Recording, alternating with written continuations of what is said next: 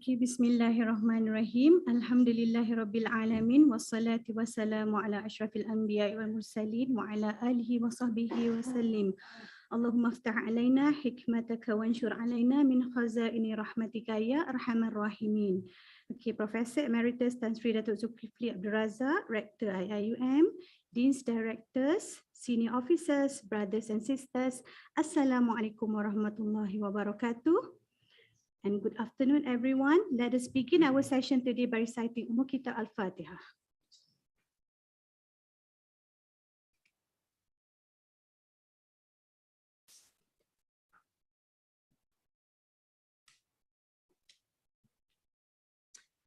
Let us thank to Allah Subhanahu wa Ta'ala for allowing us to be here together in these memorable moments.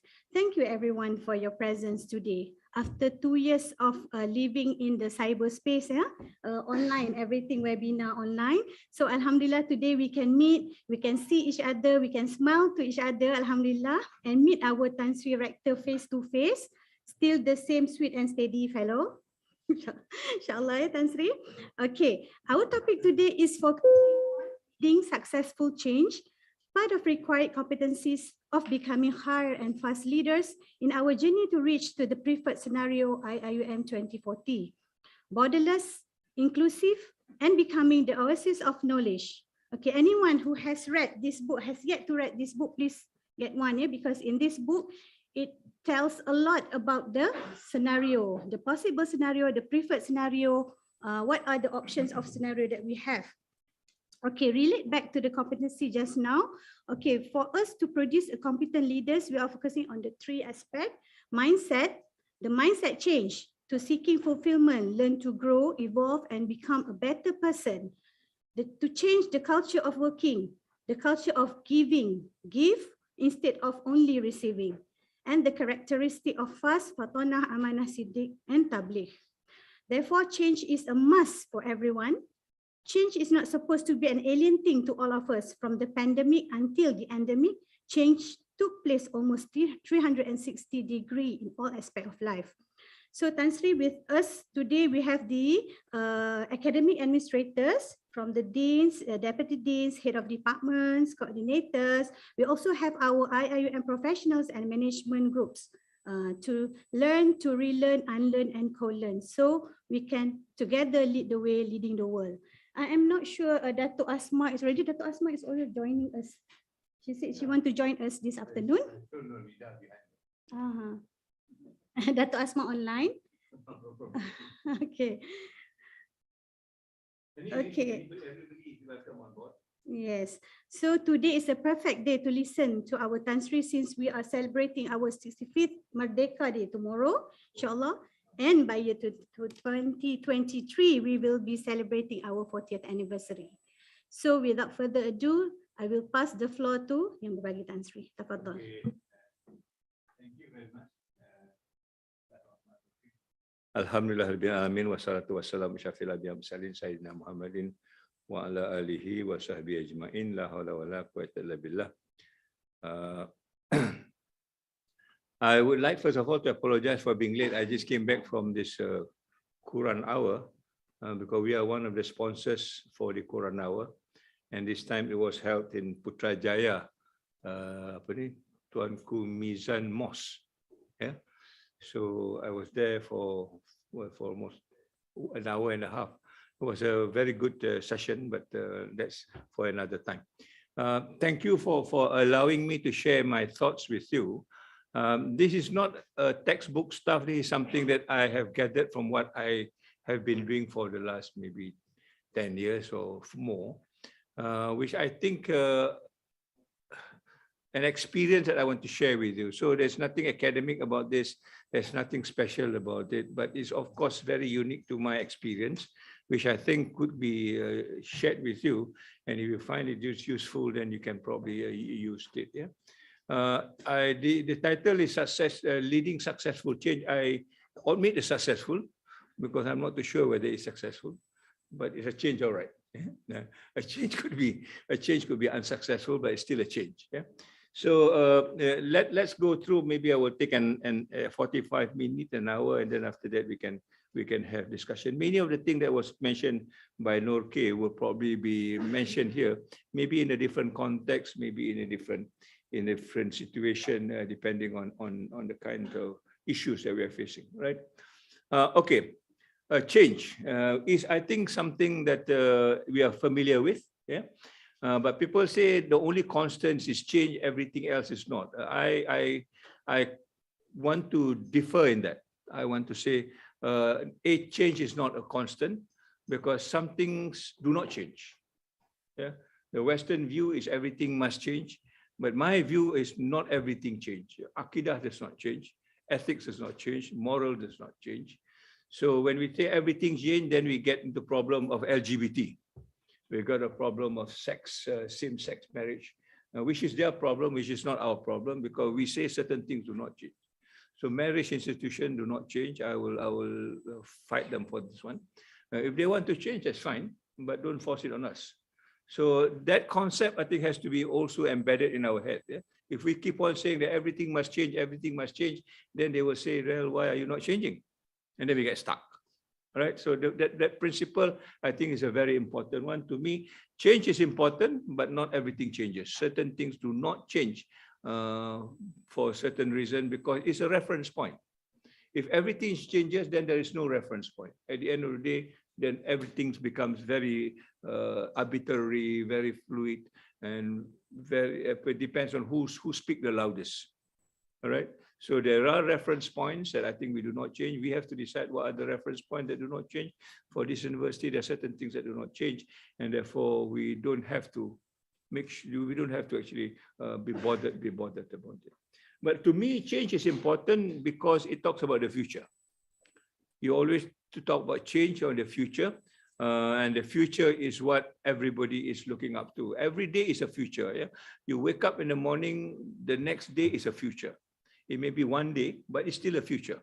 And you want to find out what you want to do for that particular day.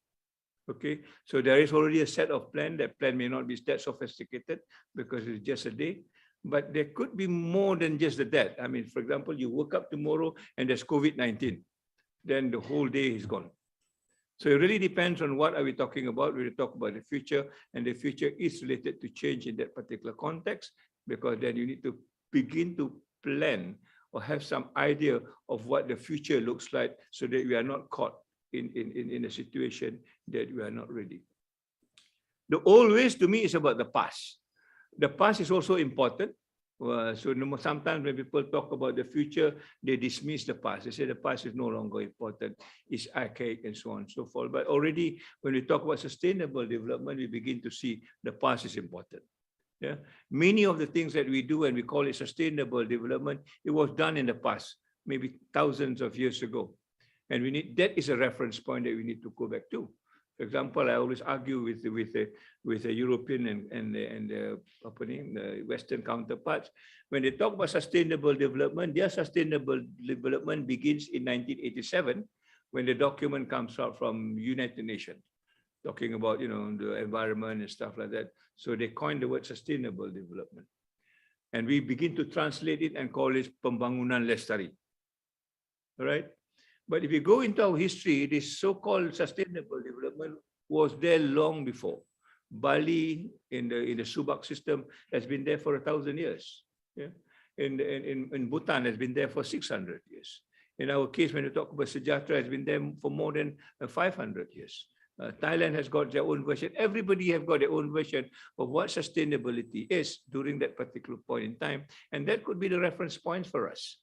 Why do you need to take an experience of 30 years and make that a reference point? So again, there is a point for us to argue when we talk about the past. Some parts of the past are still important as a reference point for the future. The past and the future somehow or other needs to be connected. Otherwise, we sometimes repeat what you call the mistake of the past. So we need to decide which one you want to put in priority, which one you don't want to put in priority as far as change is concerned. Now, I think everybody knows this. I just want to introduce that when we talk about change, there is always this downward trend. Yeah, people don't like change. Change is difficult. Change is sometimes, not making sense because we are so used to our own way of life, and therefore we resist and somehow or other. But this process tells us at the end of the day, change will come out to be what it is if you really worked it well. We will talk about this a little bit more, but just to let you know that change is not an easy process. Change is going to be difficult because of the mindset. As the Nur case say, the mindset, I think, is the biggest issue. And I want to address the question of mindset now when we talk about it. So let's look at this more illustrative diagram by John Fisher. When we talk about change, there is this period of anxiety, all the unhappiness that you can see. Yeah. All this downward trend can lead to denial. I will talk about sustainable development. People do not believe in sustainable development. They don't care about sustainable development. They say this is a European concept, nothing to do with Islam, and therefore they just go on. They bury their head in the ground and they say, I don't have to be sustainable. There's one way of looking at it, right? Then you are there for good. I mean, for you, nothing else will change because you think that is not familiar to you. Then you have the other one that you will become disillusioned yourself. The green line here. You become disillusioned yourself, and then you got all this problem from mental health, emotional thing, fighting with people, and all your workplace and all your life become topsy-turvy because you are disillusioned about what is happening. All right? You don't want to reject it, but you also not fitted into this. And finally, these people, if they are so adamant about it, just left the system. They resign, they do whatever it is. So these are the downsides of change, which we will have to accept. When we talk about change, not everybody will want to be in the change, but people who are really doesn't want to change, then they might as well leave, because otherwise it becomes a problem to the environment or to the situation or the organization themselves, right? So we want to talk about just the people who wants to do the change. As I mentioned, gradually you'll get into a kind of a period where you rationalize and you understand whether this change is important and to what extent it is important. So there is a shortcut process when you talk about change if you really understand it well. You don't have to go through all this agony of depression, of guilt, of fear. Yeah? If you look at change as something which is positive, then you'll be able to undergo a very smooth process. And this is what I hope I want to discuss with you. How to get all these other things which is not necessary, which is only bugging us and making us difficult in the concepts of change. So moving forward, and I think I use the word happiness here because this is what excites us. When you talk about change, you will be excited about what is happening next. Yeah, just like tomorrow. When tomorrow comes, you must be excited what's happening tomorrow. Otherwise, you will not want to wake up. You might as well sleep in the bed because there's nothing exciting happening. But that excitement sometimes you need to create, you need to make for yourself. What is it? For me, I think my excitement is always waiting at the end of the weekend when my column gets published. That is my excitement. Yeah? So within the 2 weeks, I will prepare myself. What is it that I want to talk about? And that's already an assignment in itself. Looking for material, writing the material, assembling it, and send it to the editor. And then the editor accepts it, and I say, oh, Tuesday will come out. That's my excitement. A very small thing, but it keeps me alive. It makes me sort of, relevant in my context. Whether you read my article or not, that's your problem. But I want to write, right? As simple as that could be yours. What is it that makes you excited for a small thing that keeps you alive? If you don't have that, then I think you go to work also, you curse yourself. Why do I need to go to work? I see the same boss again. I don't like him. He doesn't like me. And my neighbor is also, I hate them, So at the end of the day, you get stressed and everybody else got stressed and life becomes meaningless to you. So find the small happiness. The happiness doesn't mean something which is big, but something that excites you. that makes you feel that you are wanted, you are relevant, you are contributing, and you know what you are doing. Other people do not appreciate it. It's their business, not your business. I think that's the way I look at how I organize my life for the last 70 years, or that long. Okay, let's see. So if you want to put it in a systematic way, I think this is again something which is very textbook stuff. Yeah, you must see something. What is it so urgent that you want to change? And this is, I think, something that all of us need to practice now when we go into the 40th anniversary here. There's something around this university that needs to be changed very, very quickly. Toilets is one. Yeah, it's a serious urgency of how to change the toilets, and not one person, but everybody must do this. We've been working on this for the last 4 years. We are successful to some extent, but to some extent we are not successful. That sense of urgency, it may not be a toilet for you, but something else. What is it that around you that must change? If it doesn't change, it will not be right for you. There must be something that. So if everybody looks for something of that nature, then you'll find that this university will progress in its own change. All right. And they say here, then use this guiding coalition, then work with people. This is what we call the flagship, right? Why we introduce a flagship? Because then everybody can work together for the same urgency. Nurki has got the same problem. Amina has got the same problem. I've got the same problem. Let's sit down and together and solve this. Why can't we do this? Yeah, it doesn't have to be a big one. Again, it's a very small one, but if we do it constantly, then that coalition will grow big. And alhamdulillah, I was told now there is a movement called Save the River movement, started by the student. I saw PMA is there, ASA is there, Kesatu is there, Kurnia is there, other development offices is there. Everybody now has got this sense of change. When we look at the river, I think there's a sense of urgency that we need to do something with the river. Yeah.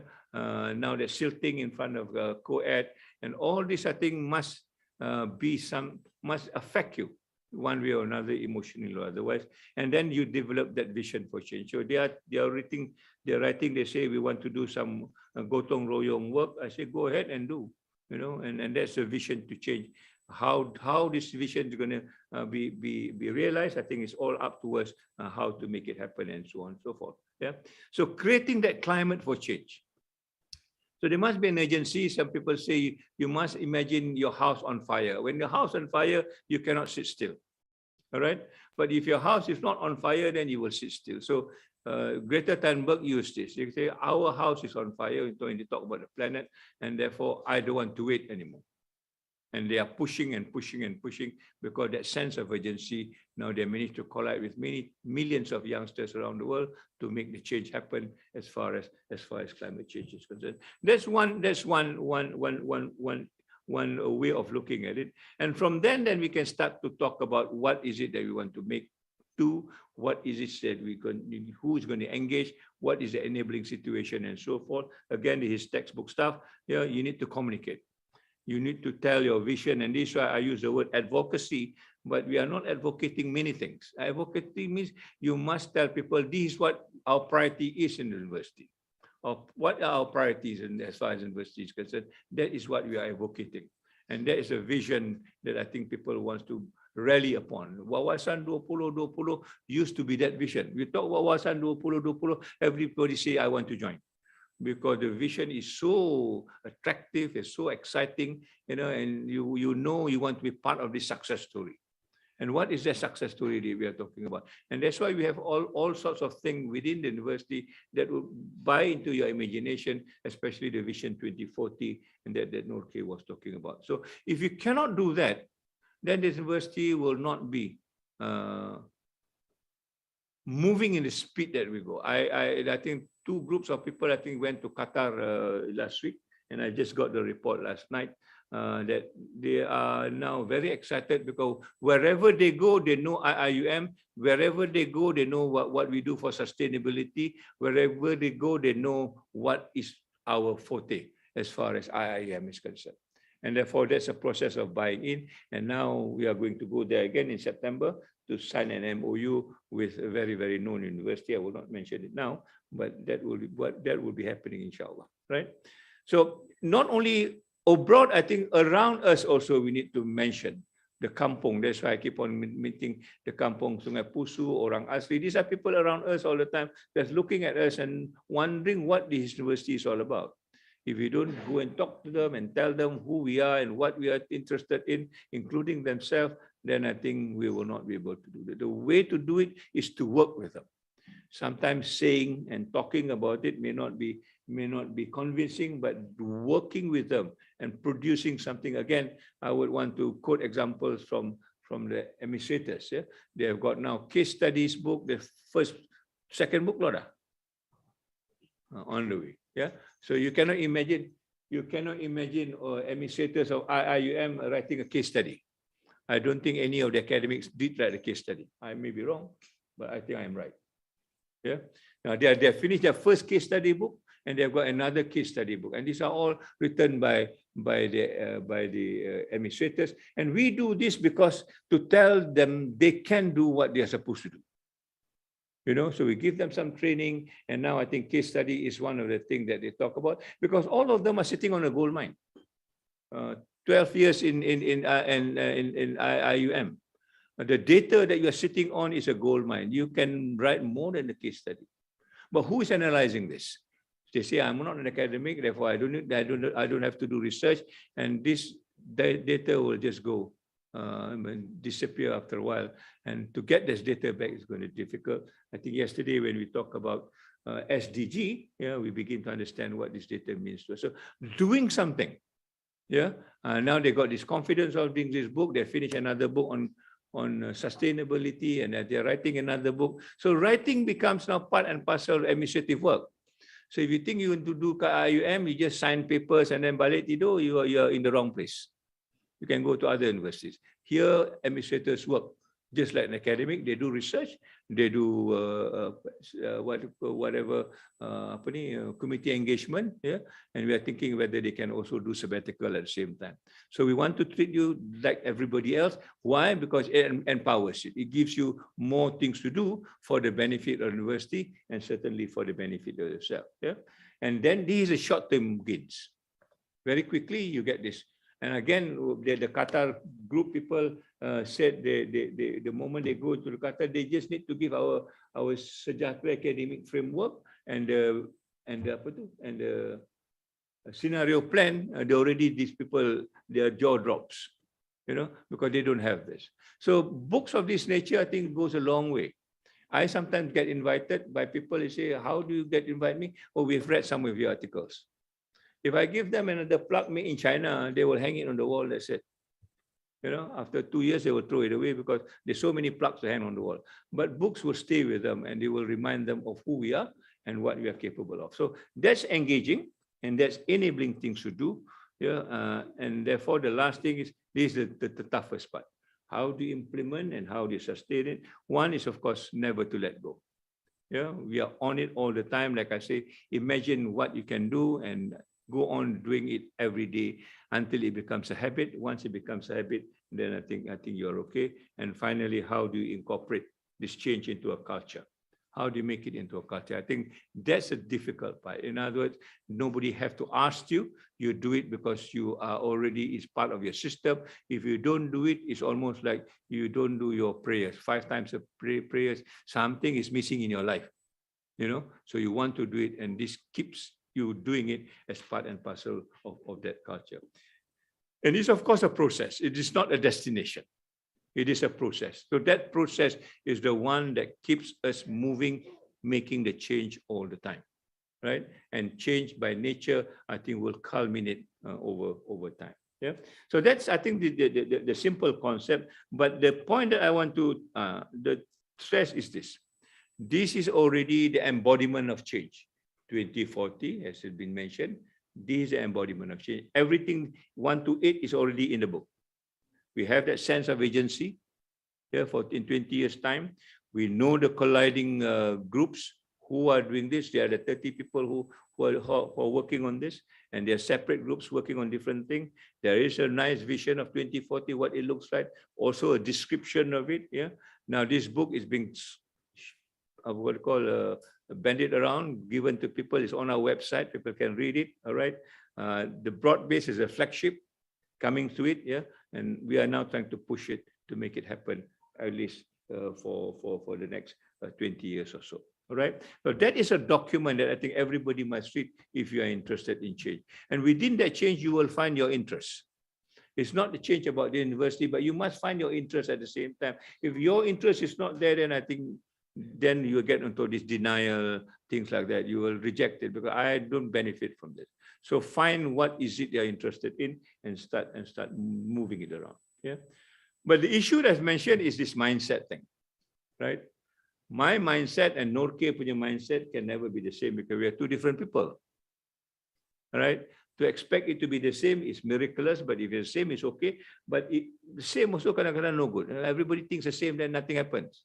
If everybody in this room thinks about the same thing, then nothing will happen because we all think about the same thing. And I am really very worried when the rector says and everybody say yes. You know, I see this is a kind of a trend. Rector kata semua angguk je. Rector is not a genius, man. He just say what he wants to say. If you say it's no good, you say, I'm sorry, Tan Sri, it's no good. But tell me what is good. Then just don't say no good and then you just keep quiet. Yeah. So if it's no good, fine. Let's see what is better. I think that's where the mindset punya come in. And this is the biggest problem. Yeah. We are stuck with our own mindset. I put it in the mindset UIA ni dah terbuka sikit. And how do you get the other mindset, this red mindset, which is totally closed? And how do you do that? And this is where my experience comes in. I am a rebellious person in many sense because of this, right? Now, to do that, you must have that key. And what is the key as far as, yeah, so this IUM key ni kita nak masukkan dalam kepala aja, kita pusing, hopefully the mindset will open, right? For my experience, first of all, you need to be creative. Sorry. You need to be creative. Maknanya there must be an idea that you want to pursue. Mahathir used to say, if you don't have any idea, then you're not a leader, you're just a follower. A simple characteristic of what a leader is all about. You have no idea, you just criticize people's idea, and that's it. Yeah. But you must be creative, and that creativity is not about going to the moon. It's about just making that small changes I was mentioning to you about. Kita jalan, kita tengok something not right, we put it back. That's creativity from my point of view. Because it puts everything in a set. It put everything in a proper perspective. And we look at it, it's very creative in the whole picture. All right. Pada ini sengit, itu sengit. It's creative juga, but it's not so creative from my point of view. I always had to quote this one. Allah loves beauty. Yeah. If Allah loves beauty, why is our place ugly? And we talk about Allah a lot of time. Yeah. Keluar sana sini tak betul, meja tak senonoh, gambar tak betul, lantai kotor, papers are not picked up. Allah loves beauty.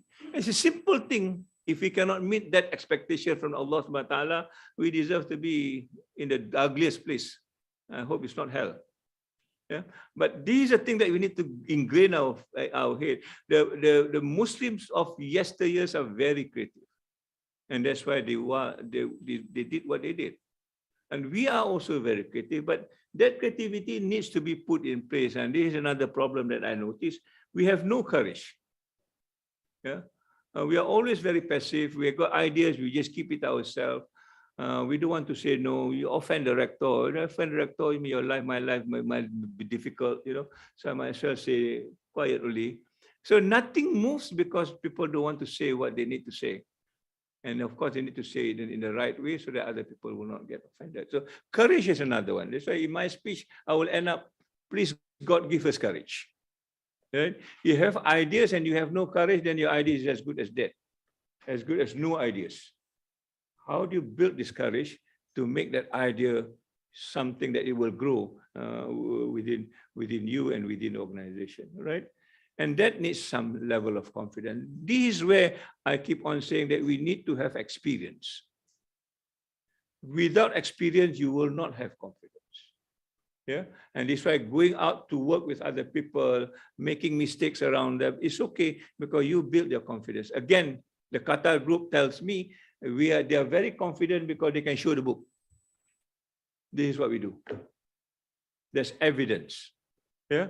And I think the part of this place is there is no evidence. When we do something, dia kata, Tan Sri, Kimi dah buat dah 20 tahun yang dulu. Fine, thank you very much. But give me the evidence. No evidence. Yeah, no evidence. No evidence, from my point of view, is as good as not doing it. Because everybody can say, ini dah buat dah 30 tahun dulu, ini dah buat dah 50 tahun dulu. Kadang-kadang 30 tahun dulu, yes, it's a 1 year repeated 30 times. 30 tahun lah. Your lecture notes is the same lecture notes for the last 30 years because the 1 year experience repeated 30 times. So we want to make sure when we say something, there is evidence to it. And that evidence gives you the confidence that you are saying something very meaningful and you can argue with them. And that's, I think, where I think going out, working with other people, learning from them, making mistakes is fine. Why Ybhg can talk so much more than IIUM? Because he has gone to every places. Yeah, he has got experience that we do not have. He can talk, I've gone to Gaza and this is what happens in Gaza. Half of us has not been out of Gombak, let alone Gaza. Yeah? So we need to go and get this experience.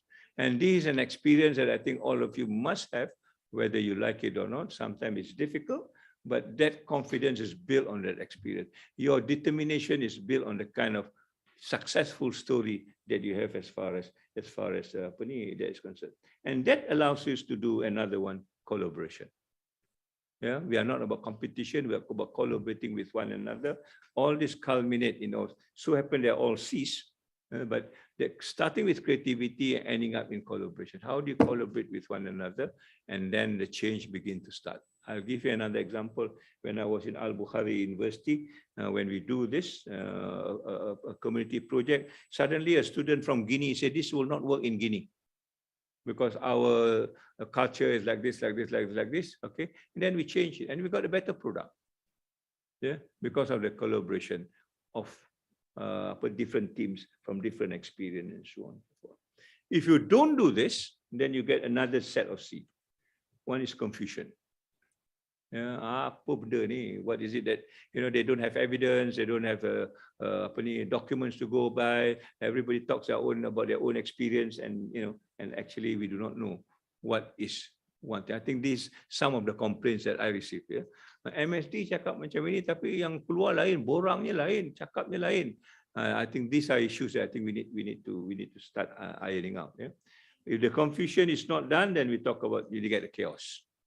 All right, visa is a chaos. Visa unit is a chaos at the moment in time. Who is telling what? When I talk to them, immigration cakap macam ni, visa office cakap macam ni, student cakap macam ni. I don't have a consistent story. It becomes very chaotic, who to believe and not to believe. And last but not least, we don't want to get into this. Crisis, we mean that student will demonstrate, it goes into the media, and all I think basically becomes a problem. So this mindset, the first change that I want to address in this particular talk is that mindset. If you cannot change your mindset, then forget about changing the university. If you cannot change yourself, then you have no chance of changing other people. That's for sure. Yeah. But if you are the one who are not confident of what the change looks like, then nobody will be able to have confidence in you because you are not demonstrating that kind of a leadership. Yeah. So what about this? What about this mindset leadership? Yeah. At the end of the day, all the ideas becomes also buried as far as that. So the context is definitely there. When you talk about crisis, when you talk about chaotic world, I think nobody can argue with. Everybody now is in a limbo, be it workplace, be it house, be it schools, everything is in a limbo, and we do not know where to do, what to do. And I think there are a lot more coming ahead. Yeah, crisis is coming ahead. The latest, I think you must have read, Moderna now is suing Pfizer and biotech, I think. Already these two companies who are supposed to produce vaccine for all of us, they're fighting among themselves who get money the most. And that's another bigger crisis. They are not going to stop producing vaccine until the court case is over. That's the kind of crisis that we can imagine. Although we have got a solution, but it's not going to be sustainable. I think all of us know this. There's a crisis for 2020. Moving forward, there'll be more crises. All these are new terminology. And the crises are not that difficult. Very nicely. Toilet paper shortage. I remember that one TV, one lady pushed 2 trolleys of toilet papers. Dia seorang je nak pakai toilet paper. This is a crisis of COVID, and suddenly toilet paper become the victim. So you have new terminology: staying at home, sanitization, quarantine, lockdown. All these are new that we do not know even how to handle it, because it is not that. So the verdict for this, from my point of view, is either you change or you die. If you don't want to change, then you go into this other world, because you cannot cope. You cannot actually adjust. You cannot make life meaningful when all these changes are happening around us. I think that's the option that we have now. Change becomes very dire, because the option is no change. No change means you go into the other world, and that's it. You will be permanently there. You don't have to worry about change. So knowing the seriousness of this, what do we do? I want to go back to what we are talking about all this while. We are talking about change, not only the mindset change, but we are talking about the whole person change. And this, I think, by now becomes an agenda that everybody talks about. When you talk about change in the global sense, now people are talking about whole change, whole of society change, whole of government change, whole of institution change, whole of person change. You cannot do the change now in the context which is now in bits and pieces. I want to change this one does not change, because the connectivity is not there. It cannot connect with one another. At the end of the day, you change this one, you don't change that one, then it doesn't talk to one another anymore. And that's very sure for human being. You just change one part of it and you do not change the other part of the human being, then it becomes a disconnected human being, a fragmented human being, which is about what this university is trying to address. How do you get this holistic person is, I think, about this university. So if I go back to the falsafah pendidikan kebangsaan, these are the 4 things that I'm going to work with. One is the physical change, intellectual change, emotional change, and the spiritual change. All this must change in tandem with one another to get that whole person. If he just change physically, another go big, the size go bigger and bigger, everything else remain, then I think he's not going to survive. And all different things in different way. Let's look at this. So if you want to talk about that kind of a person with a soul, you can call it leader, but the soul is so important for me when we talk about this kind of a change, this leadership change, as it were. What happens now, from my observation, is we have got the intellectual and the physical part somehow or other connected. And that's because of the examination, and that's because of the framework that you need to do co-curriculum, you need to do curriculum, core curriculum, and this thing needs to work. And therefore, we look at it from that point of view, right? So these things are connected, but it is not enough to make that whole person, because we are not just intellectual and physical. There's an emotional part at the same time. And that emotional part also needs to play a role. And sometimes we can connect it now when you talk about this, what we call the social emotional sort of understanding or intelligence in this particular context. Particularly after the COVID-19, we have got another dimension called socio-emotional intelligence. That how do you deal with your own emotion, which is something not easy if you are not trained, if you don't work it out. But all this thing, I think, is something that is in the past. This is useful in the 20th century, the pre-COVID era, because it's all about the question of survival. And this is a question of survival. If you go back to the very basic of understanding of human survival, it's all about your reptilian brain. Your brain, or our brain, the oldest part of our brain is almost like a reptile. It could be a snake, it could be a crocodile, it could be a lizard, it could be anything that is reptilian, right? Why? Because these are the group of animals who are very, very conscious of their environment. Give an example. If I'm talking here now, if there's a snake right up there, the snake will not bother me, and I will not bother the snake, all right? Because the snake feels comfortable in his own sort of environment. But the moment I move closer, then the snake will raise his head and say, "What's happening?" Right? And I've moved even closer. What do the snake do? The snake will not ask, "Why are you coming here?" The snake will just strike me. That's a reptilian brain. So Norke come to me one day, I was doing my work, and she bothered me, I suddenly slapped her. That's my reptilian brain in function. I think half of the time we do not realize it, but that reptilian brain is a very powerful thing. Right? Some managers, I got some deputies when I was in the other university, when the staff comes in, he will throw in the file. They say, get out. And he feels so grand that he's managed to do that. But I told him, you are just almost like another animal. Why can't you call him and say, I'm not happy with this file, take it and work on it? Why do you need to throw the file? Why do you need to abuse these people in front of other people? Yeah. And this happens most of the time. I think the last fracas between the KPPA and the immigration, what do you call, director is another example of a reptilian reaction. You don't ask. You just do what you think emotionally is right, and that's it. Right? And that, I think, is the worst part, because there is no other part of the brain that controls you because you are not exercising it, and we're coming to that. Be mindful of that. Yeah? Be mindful. That's why when the Quran says sometimes the human being behaves even worse than animal, I think that's what it meant. Yeah? And it is important because it's for survival. For the snake, it's for survival. But for us, it's for survival, but we have got another mechanism to find out whether our survival is threatened or not by rationalization. That's the other part of the brain. We will talk about it later. Yeah. So on that survival mode, we have organized our life into a different kind of a structure. And that is called capitalism in many respects, where you earn money, you want to survive, and that survival mode will have no end. We have already seen this in our own country, that people keep on harping and hoarding and keeping and whatever they do with that money, I don't know. But that is a survival mode, all right? And I call it a weird model. Weird model because W for me is a westernized way of looking at this, especially after the Industrial Revolution, when people keep accumulating it. It is economic centric. Everything is because of economy. It is industrial-led because of the mass production and so on and so forth. And it becomes reputational based. Why you want to do this? Because I want to be number one.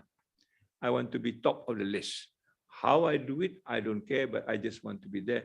My reputation means my business is doing better. And finally, this is what we're seeing now. It become very dehumanizing, right? So people are not treated as people. People are really treated as animals sometimes. And I think that's not what we want as far as that is concerned. So this kind of a model actually is within us if you are not aware of it. Yeah? You are not a whole person. In fact, you are partly animal in this particular context. So what am I suggesting? I'm suggesting, therefore, that we must have another connection. What will control this animal appetite is that spirituality. That connection must be made. And unfortunately, in our academic environment and in most academic environment, that connection has not been made. Yeah? And how do you bring this back is a question of how to actually instill values in people, right? So the system has been, although we see it with soul, but without the spirituality, is without the soul. And I think what we want to do now is to bring back this whole idea of sympathy. Sympathy means you can appreciate people's problems. Sometimes they're too far away, you cannot do anything, but you do understand. There is a human problem and how to actually begin to understand, because that human being can be you. And I think this is a very important concept in our environment. How do I sympathize with other people that is not as lucky as I am? You know, how do you sympathize with people that actually could be better placed by giving them different ways of doing things, right? Example, in many cases when we have disciplinary action, we know that this person will be disciplined. He could be, sacked, or salary could be reduced or whatever it is, right? By the end of the day, when we look at the family, this person has got 3 kids, umur 7 tahun, 6 tahun, 5 tahun, wife not working. Right? So we ask ourselves in the disciplinary committee, if I punish the father, I'm punishing the daughters and the son and the wife at the same time. It's none of their business. They do not contribute to this. And that's where the sympathy comes in. And what we do often in the disciplinary committee, or say, okay, we tell this guy, we're going to put you into 2 months of counseling. If after 2 months of counseling, you are doing okay, we will not institute the punishment for you. You can go and do whatever you need to do. All right.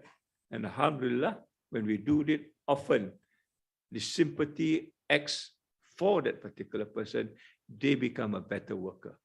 Because they know now that we are taking them as part and parcel of the big family. It's just not an easy thing. You salah, therefore buang kerja. You salah, pendenda. That is easy. I mean, a clerk can do that. A computer can do that.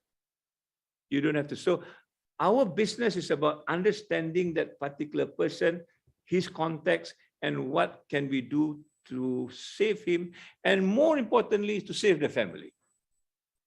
Now, they talk about keluarga Malaysia, I don't know whether this comes into the picture, but that is important because the family is important. If the family goes down, then everything else goes down, not only one person, maybe 6, 7 or more than that. And worst case, if this anaknya tak boleh masuk sekolah, and then the problems come. So that's the kind of sympathy that we need to have. That's the kind of sympathy that I think we need to put in place as far as this. But I'm not saying that we need to compromise. You stand by the principle, but you need to actually institute the principle in probably a different way. But that's one thing I think that we can do when we talk about this mindset change. You touch a person's heart, then the mindset is easier to change rather than being hard, very hard. That's from my point of view. Of course, the other one is empathy. If you had the chance to do it, and this is where the confidence comes. If you have the chance to do it, go down to the ground and practice whatever it is. You want to talk about poverty, experience poverty. Don't just talk about poverty and don't know what poverty is all about. Yeah. Make sure that you know what poverty is all about. Go to the places where people actually experience poverty and experience it ourselves. We do this for Ramadan, which is fine. But after Ramadan, we can also do this. Yeah. So that's why we say now the community work is important, so that our students actually go into the community and see for themselves what is lacking, what is needed to be done, how they can do it. How can they be part and parcel of the problem? Yeah. You cannot be understanding poverty, reading a book in a library, and they say that you understand poverty. All right. My own experience in giving talks like this, that's why talk saya orang tak datang pun tak apa, because when I learned how to give talks when I was a student, there was one talk that there are 3 person, it's only 3 person, tak banyak. Ada 4 chicken. Belakang 4 chicken, depan 3 people. And I just still give the talk, doesn't really matter. I think the chicken also understand, you know. But that's the kind of thing now. So you don't have an expectation. So you want to give a talk, I want 1,000 people to come in. If you don't have 1,000 people, please bus them in, you know, or pay them money to listen to your talk. You are just creating problem for yourself. People want to listen to your talk, fine, but you must do the good talk so that people come and listen. That empathizing, to be there when the problem is there, I think is something. And this is something most academics have no time for. Yeah, because they think this is not an academic work. I think this is part of academic work. When you do this, you can write better papers. When you do this, you can put better sort of what you call a convincing argument of why things needs to be done. Yeah. My good example for this when I was a student is Albert Schweitzer. I don't know whether you've heard of Albert Schweitzer. Albert Schweitzer is a doctor, I think from Netherlands, if I'm not mistaken.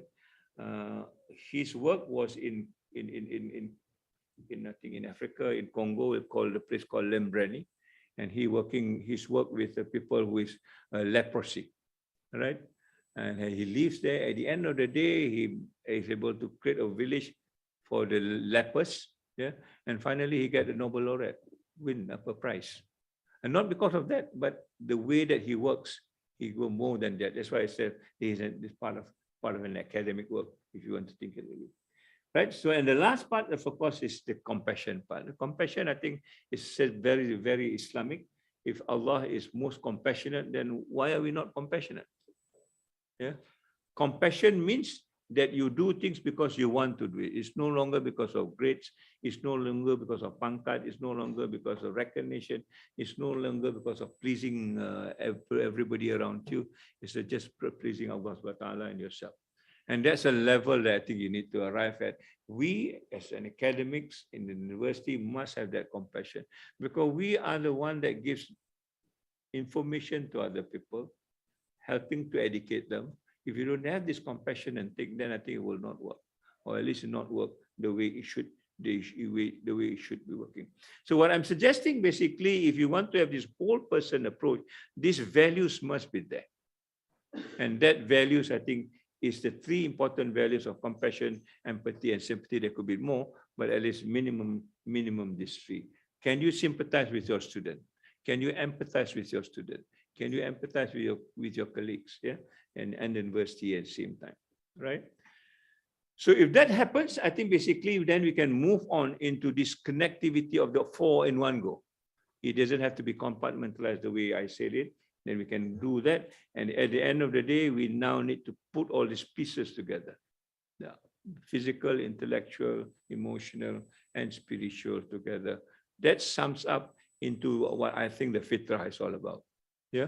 We argued the other day, this word talent. I don't like the word talent because I don't understand what it means. But I think talent is a God-given sort of innate abilities that everybody has. Yeah. If I want to be a cook, that talent is already there. I can be a cook if I want to. I mean, a chef. Yeah. If I want to be an artist, I could be there. I think that talent is there. I need to nurture it. God doesn't give us only, you, Zul, become an engineer. You are not good at something else and everything else. Then it's not a holistic thing. Yeah. And that's why we can see Muslim of those times, they are polymath. They know 14 subjects. If they are destined to be just one, then there should be one. And then there's not only one of them, there are a whole bunch of them. Beginning from, Al-Kindi right down to Ibn Sina, name it.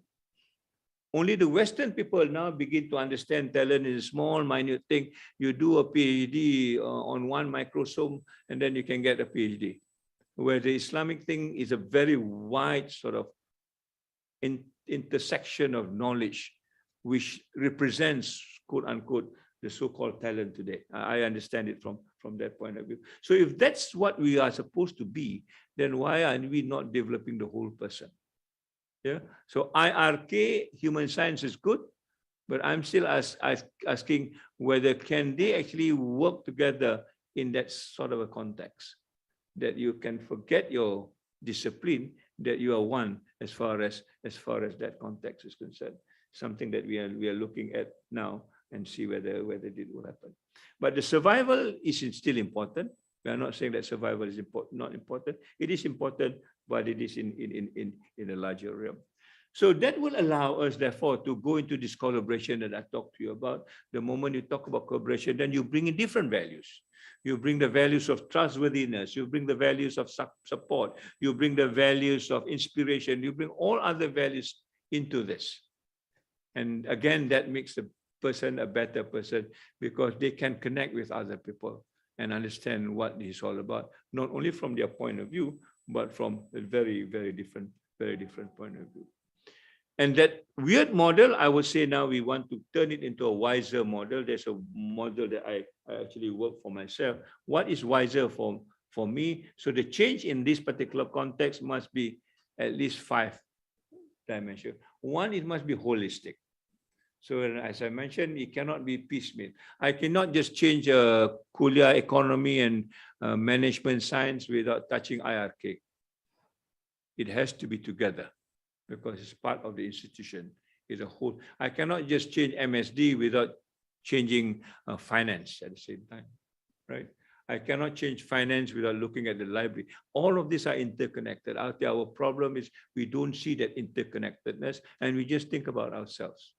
And I think this is where most of this change do not happen, as I mentioned, because it does not fit. So it has to be holistic, and therefore it must be inclusive.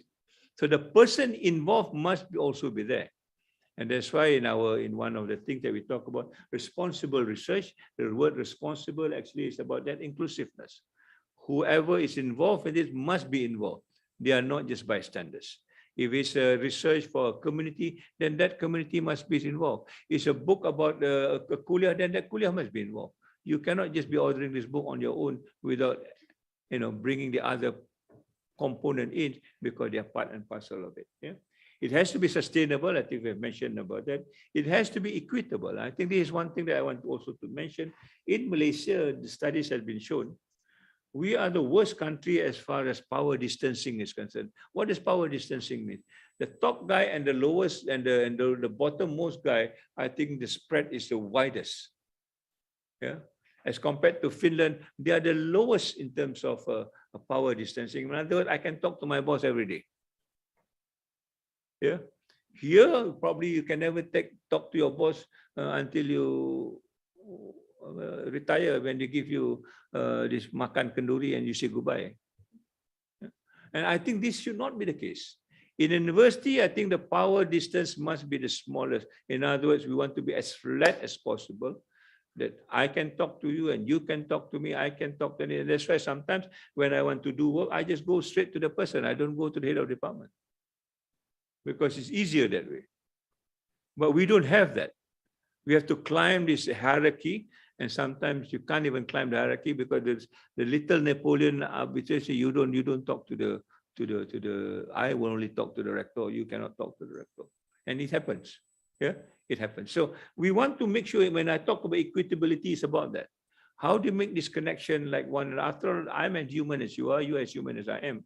What is it so different between the two of us? So that I become the rector because I'm old enough. You're old enough, you become the rector also. Doesn't matter. So equitability, and that where the resiliency comes in. That you know who to contact, where you can find a solution to a problem that you want to actually cope with. And once you get that, I think we are all that. That's why the word wiser, yeah, means holistic, yeah, inclusive, sustainable, equitable, and resilient. In other words, you can bounce back. In this period now, there's a lot of failure. The failure means you need to bounce back almost immediately. If you cannot bounce back immediately, then you'll go into that the mental health phase and so on and so forth. So I think this is what we are talking about for ourselves. Can we do this? Can each of us in this room subscribe to this idea or something similar to this idea? That we are part of each other, we belong to one another, we care for one another in the real sense of the word, not just on paper. All right, you will go out of your way to help our friends, and we have done that in COVID many a times, and others we can do it, but it's just not a practice. Why can't we make this into a practice? And once that happens, then I think the mindset change becomes quicker in this particular aspect. Right?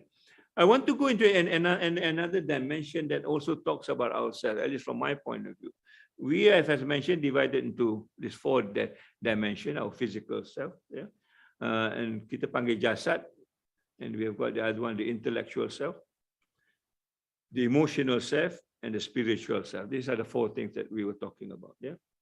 But the Malay word for this is just rupa. I just want to go back to the Malay word because there is something which is missing now when we talk about this. It's about rupa, how you physically look, more on the physical structure, the rupa bentuk and stuff like that. Yeah. And this rupa is sometimes it's called raga, the boundaries at it. Jiwa raga is that the physical dimension. Yeah. And this part here is normally the most problematic part, because we think we are that Dzulkifli Abdul Razak is that one with a speck, with his nose, with his ears. The rupa is me. Yeah, and I spend a lot of my time to make sure that the rupa is me. Yeah, well, sikat rambut tak habis, potong sikat lagi, dye sini, potong. I mean, you spend a lot of your time. If the mirror can crack, the mirror will crack. Yeah? But that is not you. That is not you. You are here. Yeah. And then you want to make sure that you expand. And it's sort of physical. So our expansion is about big house, big car, big wife, big husband. Everything is big because we think that is us. The bigger, the better. All right. but you know that is not you. Well, at least I hope we know that we're not you. What is you? You is there. The jiwa, the roh, and this is the one that's expanding all the time. Not that guy that you look in the mirror. And we are not helping this thing to expand. I don't know whether you get my point. In other words, in terms of wisdom, in terms of that courage, in terms of the values that I talked to you about, that is what makes you expand. Yeah?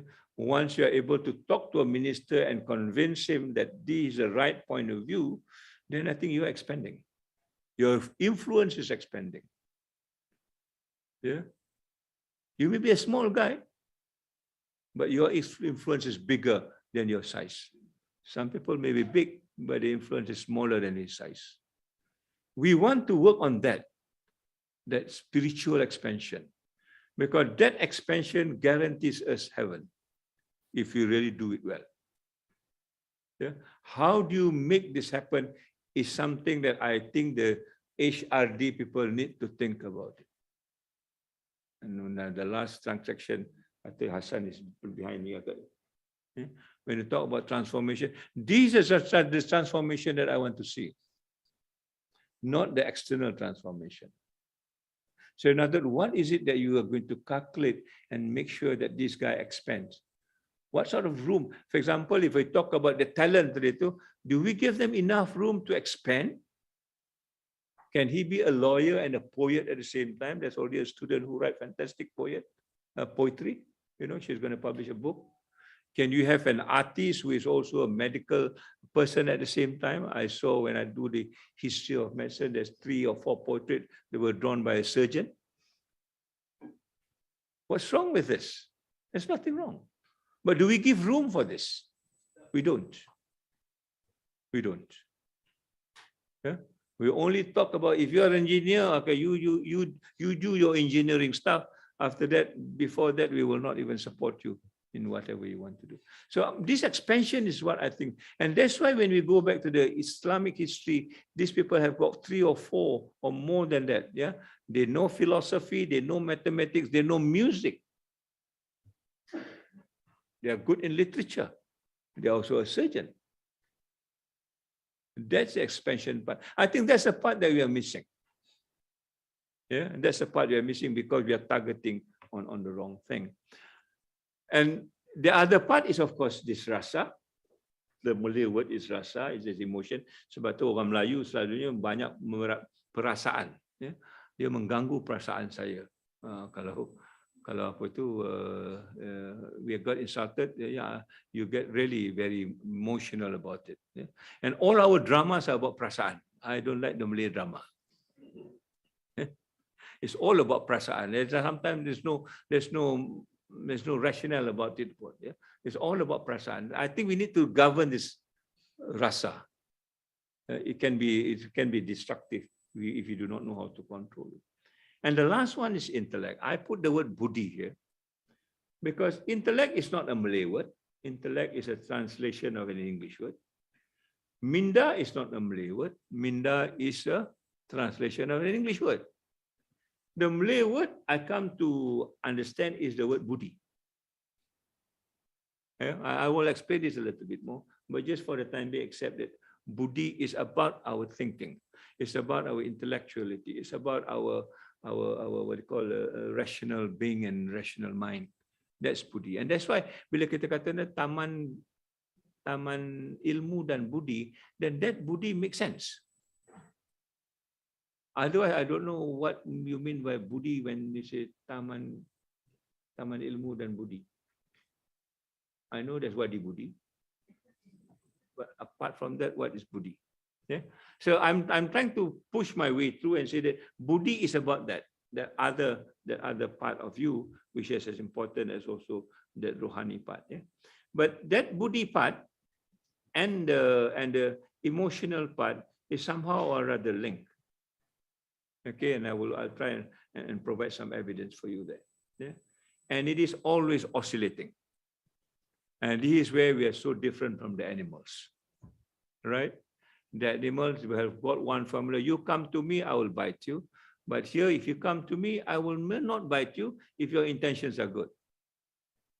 So there is this option that gives us, but this must be oscillating. If it's not oscillating, then it's not going to be functional.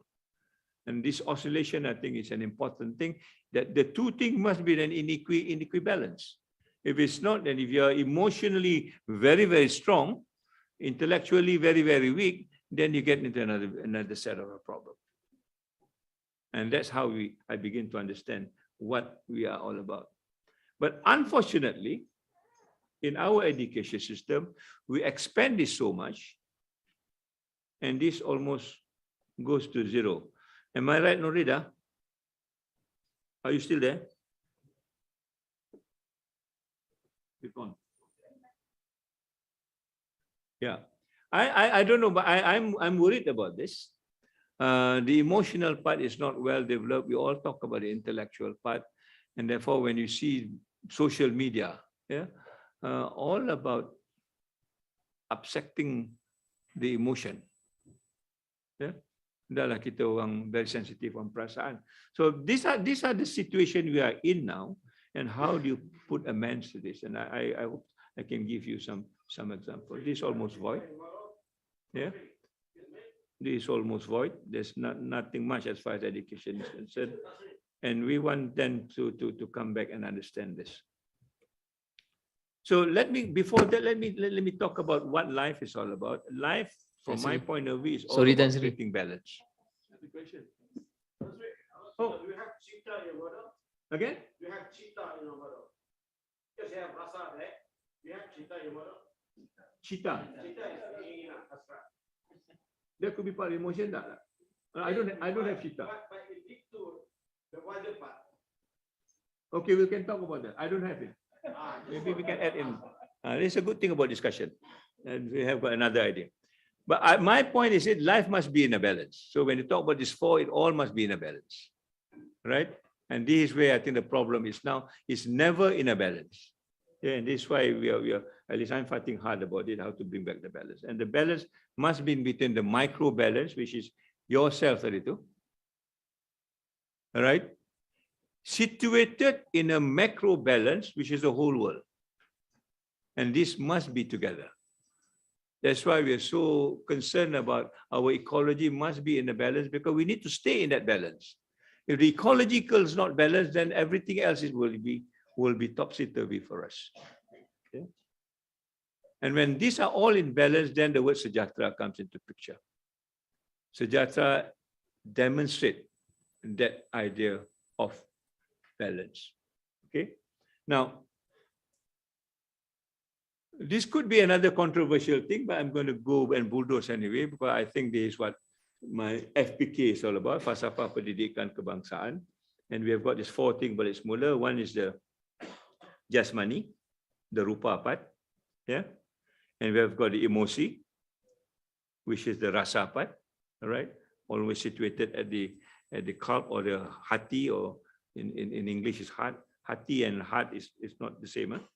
And of course, we have the intellect, which is the mind, and that's a Buddhist. But let me try and make sense of it. Yeah? With these three, we can operate already. Yeah, we can already make a life. There's already a connection. If your hand can work, you can think, and you have some emotion, you're already there. But you're not fully human, I think. You're not fully human, and that's almost what the animals world looks like, because that is still a void that needs to be placed. And what is that void? And if you become a pemimpin, you become a pemimpin without that elements or values that I talked to you about. You can be a good leader, but you're probably not a humane leader as such. Yeah, you can do whatever Trumps want to do, but he's less of a human being in that particular respect. But you need this. That comes from Roh, right? And that Roh will give you at least three things. One is your intention. Yeah, and we are told this. Apa kita nak buat, mesti ada niat, and the niat is super important. Okay, because from the niat will be the decision, will be the action, will be the decision that you're going to take. So all these things must be in a right frame. Yeah? So the niat will depend on the values. So is the decision, and so is action. And the values must stay the way we have described it, right? And from then, I think we begin to, once this flow through, then it goes into this Buddhi thing. Let me try and convince you on this. Yeah? The Buddhi thing is there are three things that we need to talk about. One is the rasa part, which is the language. So we talk about Buddhi bahasa. Okay? Orang yang Buddhi bahasanya baik, they find that they are quite emotionally well controlled. They can soothe other people just by saying what they need to say. And Malays are good at this. The Malays are perfect in this. Bahasa kita selalunya, pertuturan kita, puisi kita, we are good in this. At least of the yesteryears lah. Because we are very conscious about the rasa. If I say something and Amina gets upset, I will get upset. Because that's not my rule. If I say something and a Rosli gets upset, then I will get upset. Because I've not done the good thing. I want to make everybody, and therefore the words I use, the choice of words becomes super important. And that's where the rasa comes in. Yeah? When your language is good, your behavior will tend to follow your language. Yeah? Kalau budi bahasa kita lembut, budi pekerti kita pun lembut. Jarang orang budi bahasanya lembut, tapi dia kasar. At least I've not seen one. All right? And it somehow the mirrors with one another. And that is again the Malay. I mean, I was talking to a Turkish alumni yesterday. She came to talk about Islamization. They kata, I remember Malaysia because the people are very polite. You know, when we go to Mecca, we want to find a space to sit within. We go to where the Indonesian and the Malaysians are. We will definitely get a space. We go to other place, we may not get a space. You know, I mean, we are known for that. And I was also told by the Saudi ambassador, Malaysian can go to Umrah now without visa. There's some exception for the Malaysian. Not too sure, but there is an exception because Malaysians are Malaysians. That is the hallmark. Budi bahasa dengan budi pekerti ni. Tapi tell me now, where is the budi bahasa and budi pekerti? You read through the social media, you can say there's no budi bahasa, no budi. You go and listen to the parliamentarian talk, there's no budi bahasa, there's no budi pekerti. You listen to the politician talks, they have no budi bahasa, no budi pekerti. They've lost that. Yeah? From this budi bahasa and budi pekerti comes budi bicara. And that's where the raw is. The budi bicara will tell you this is the right way to do it, and this is not the right way to do it. It's already innately in balance in you.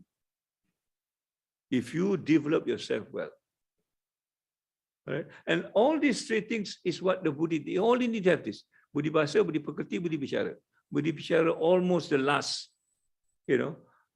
Kita terjak juga kalau orang lempang kita 3 kali tak kita smile juga. There's a budi bicara, we say, lempang balik lah. You know, that is a part where the Malays suddenly, you know, some people say, don't offend them. When they offend them, they will get upset to you. And when they get upset, they really get upset. That is the budi bicara part. And this, I think, is very well placed, very strategic. If you understand our culture, if you understand ourselves well. And this is where the expansion of that human being, yeah, budi pekerti dia lagi matang, lagi. And then you see some of these people yang kita bagi doctorate to Dato Bidaya panjang sangat namanya. Has a kind of person, 92 years old. Look at him. You know, ini jenis pijak semut tak mati ni, kind of, you know, something like that. So then the connection comes into play. When that connection comes to play, then that void is filled up. And when that void is filled up, then actually we go back to these three things in one.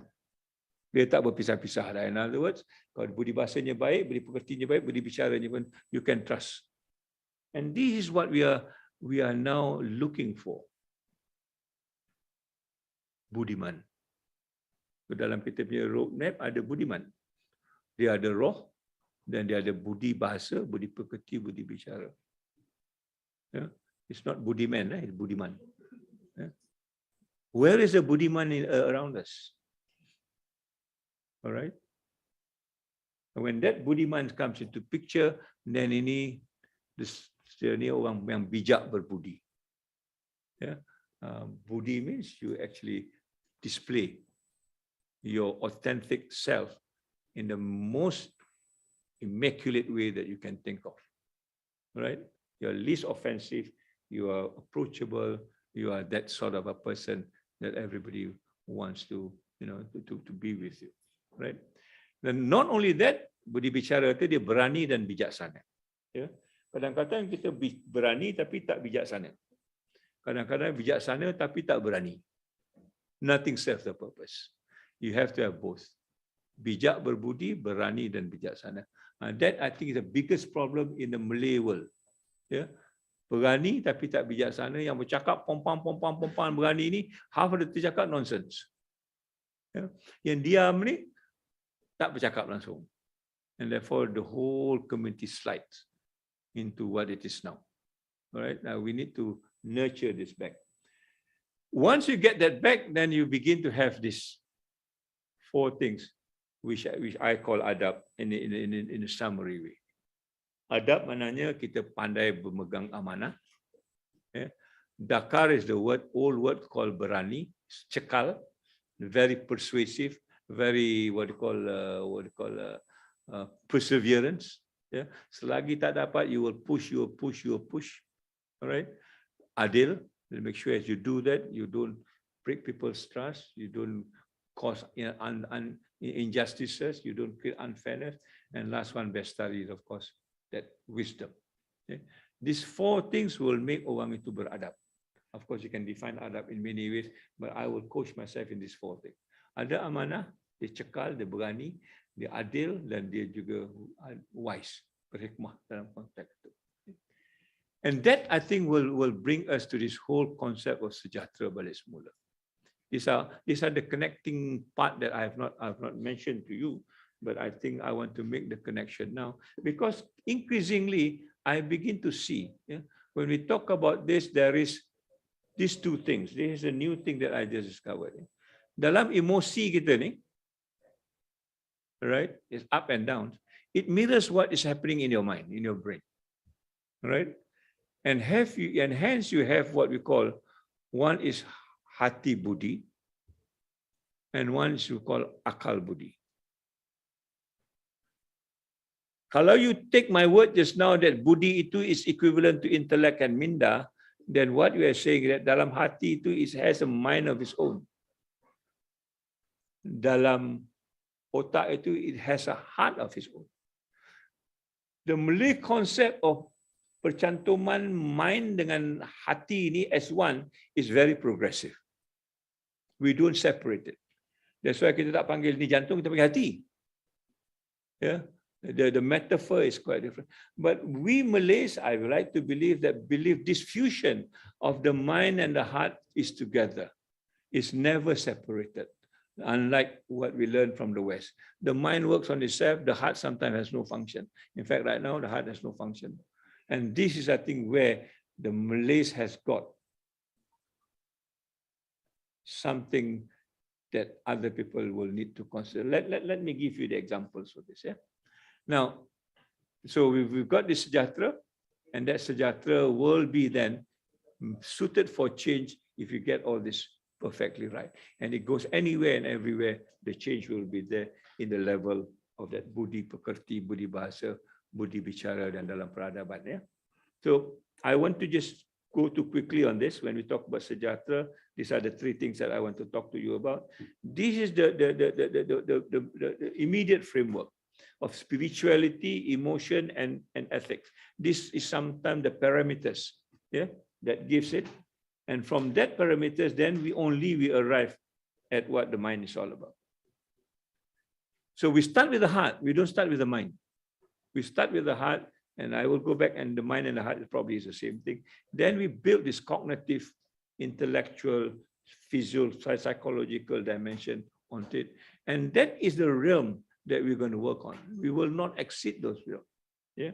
Because that realms define the microcosm within you. And once that microcosm is put, as I mentioned again, it is oscillate between the 2. And once that is done, then we are ready to create the playing field that we are supposed to execute. And that playing field is a microcosm of the ecology, the economy, the culture, and also the society. It's almost like a football player. You learn the intricacies of how to be a footballer. The moment you know how to be a footballer, then you go to the field and kick the ball. You don't go to the field to kick the ball when you're not ready. And this is where the experience comes in. So we develop this, and then we go and get this experience, the confidence I was talking to you about. Yeah. And then you find that there will be this balance between the microcosm and the macrocosm. Okay. So at the end of the day, what are we telling ourselves? Unless the microcosm and the macrocosm is balanced, then you'll never get sejahtera. Yeah? You will never get sejahtera because it is a fusion of these two when you talk about the balance, right? These two must be, and the balance is in a way that it is harmonic in the sense that there is a room for deviation.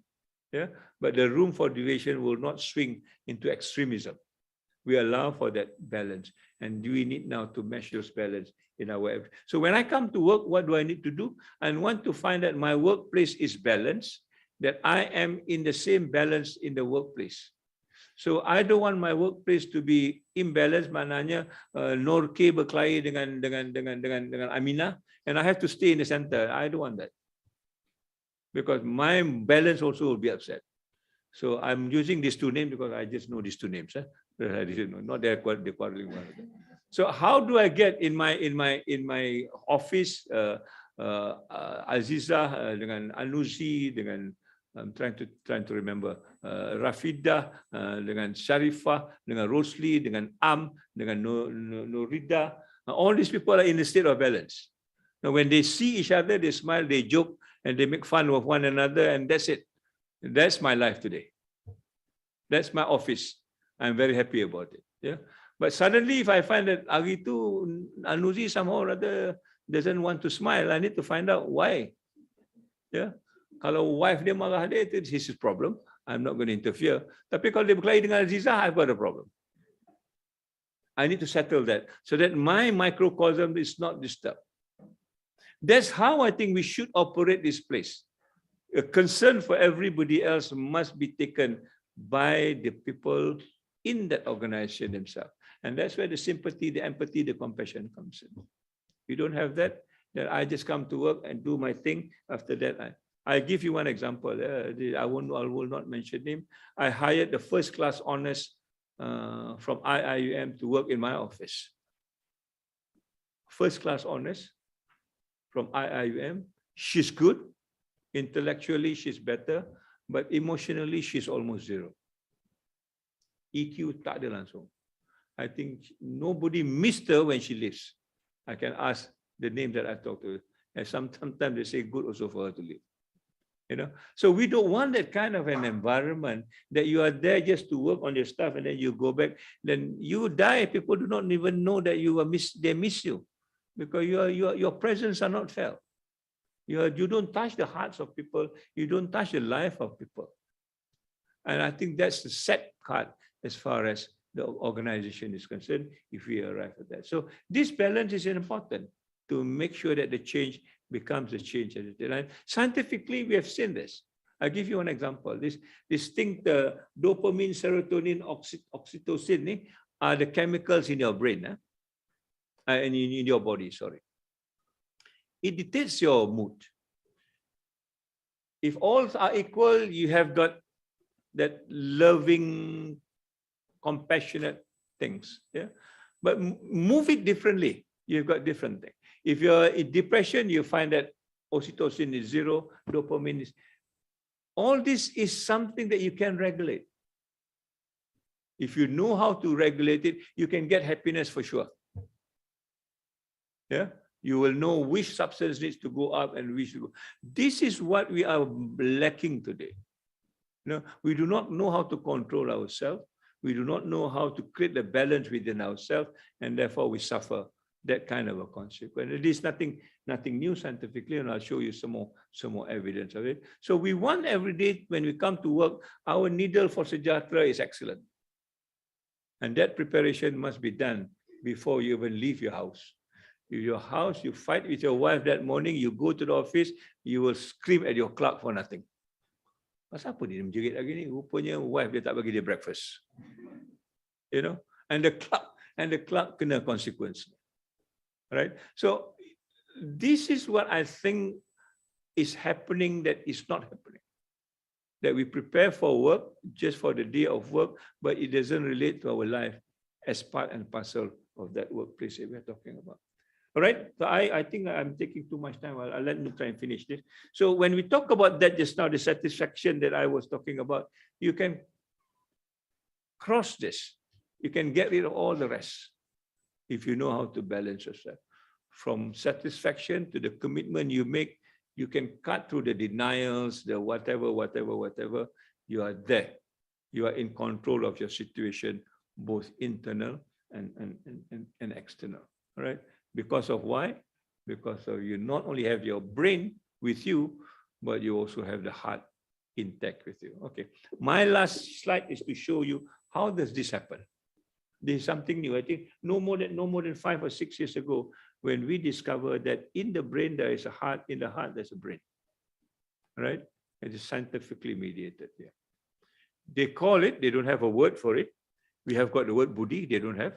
They call it a heart-brain relationship. The heart has its own complex nervous system, the heart-brain. In other words, in the heart, there is a brain. In other words, the heart can think, just like the brain, right? The heart sends far more information to the brain than the brain sends information to the heart. All this while, we think that the heart is subjected to what the brain tells you to do. But now this has changed the picture around. The brain is telling, and the heart is telling what the brain, because it sends a lot more, I think 6 times more in terms of connection. The heart signal especially affects the brain centers, including the strategic thinking, reaction time, and self-regulation. And this is why this one becomes so important, right? And there are evidence for this. That's why when I now begin to read the hadith about the heart, I formally think that it's only the spiritual heart we are talking about.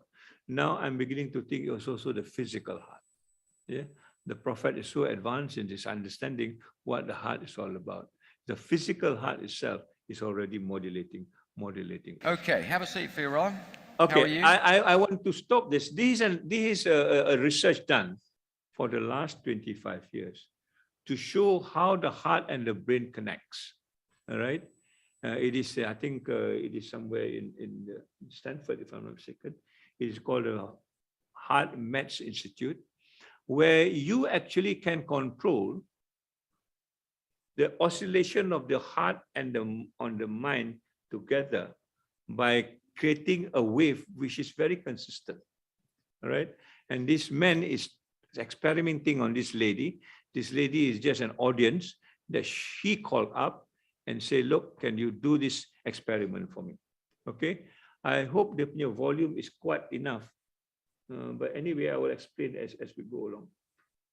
Okay, so he will attach a gadget onto her ear to read that wave that comes out between the head and the heart.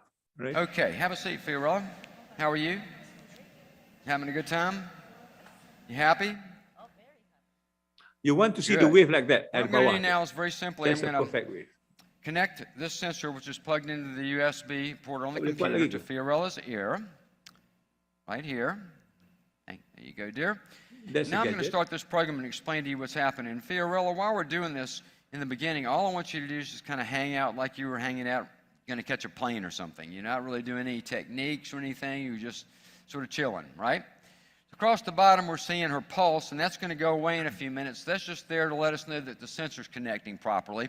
Now we're seeing Fiorella's heart rate variability patterns, her heart rhythm patterns, in real time on the screen.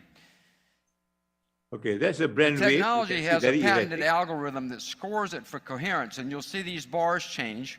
This is percentages. So right now it's saying 50% of the time she's been in medium coherence, 50% she's been in high, not in low yet. Low coherence is our normal state. It's not bad, nothing's wrong with us when we're in low coherence. Medium means it's improving. High coherence is that high performance state that I talked about earlier. Heart, brain, body systems are all synced up. Everything's really working well. Healthy, high performance state, that's coherence. And that's what we train ourselves to do with the technology. So, Fiorella, think about something right now that makes you unhappy. What's going on? You don't have to say anything, just think about it. Feel it. Feel something in your life that just doesn't feel right. The times in your life when you feel unhappy. Okay? And I'll make that a little more challenging for you. While you're doing that, I'd like you to start with the number 187 and count backwards in increments of 13. 187 minus 13 is? I only have 20 minutes for this thing. We need to get these answers now. You know? Does this sound like your work day? Everything happening so fast, being asked to do things that are a bit uncomfortable. And look what's happening to our heart rhythm patterns. Instantaneously, that happens, right? Now, I'm going to share a very simple technique that Fiorella is going to practice. And while she's doing it, I want us all to do it together. And while we do it, I want us to radiate our feelings of care and compassion to Fiorella. Let's use the energetic field environment to assist her. Would you like to do that? Okay. So Fiorella, I want you to focus your attention now in the area in the center of your chest, the area of your heart. You can just feel your attention go right straight to that part of your body. And you can put your hand there if you want. You can close your eyes now if you'd like. Now, what I'd like you to do is something called heart-focused breathing. I want you to breathe naturally and normally, but a little deeper than you normally would. And as you breathe, and all of us do this together, feel as if the breath is coming in and out right through the area of the heart. See how the wave changes. Keep doing your heart-focused breathing, and now what I'd like all of us to do is to activate a heart-related regenerative emotion. I'm going to suggest one now, and that's appreciation. Heart-focused breathing, continue with that, and now feel as best you can the feeling of appreciation. Maybe it's just appreciation for the good things in your life. Maybe it's appreciation for this day we all have to be here together, right now. Whatever comes to you, just gently feel a feeling of appreciation as you breathe in and out through the area of the heart.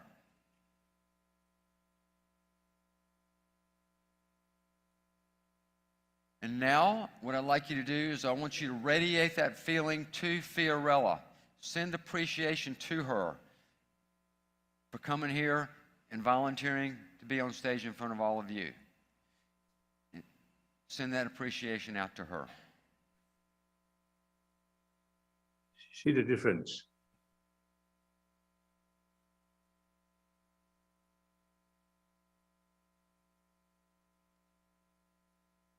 Okay, what I'm going to do now is I'm going to stop the program. And before we go any further, round of applause for Fiorella, please.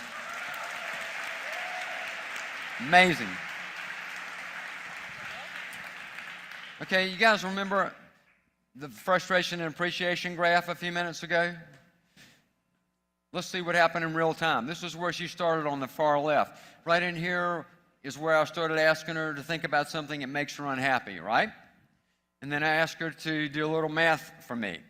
And that's where this happened. This is where she started into the technique. It's a heart math technique called the quick coherence technique. It gets us into that coherent state quickly. We're not that creative with names. But quick coherence technique. And so you see what happens, right? You see the shift? Now this is incoherent, this is coherent. This is unhealthy, this is healthy. This is not happy, this is happy. That's how fast it happens inside your body. And that's what all of us can do. That's what you have the ability to do. I'm going to do one thing really quickly, and then we're going to move on. He's trying it on himself. He's the director of the institute.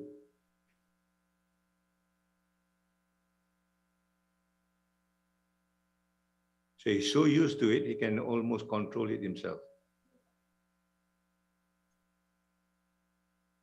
And look at it.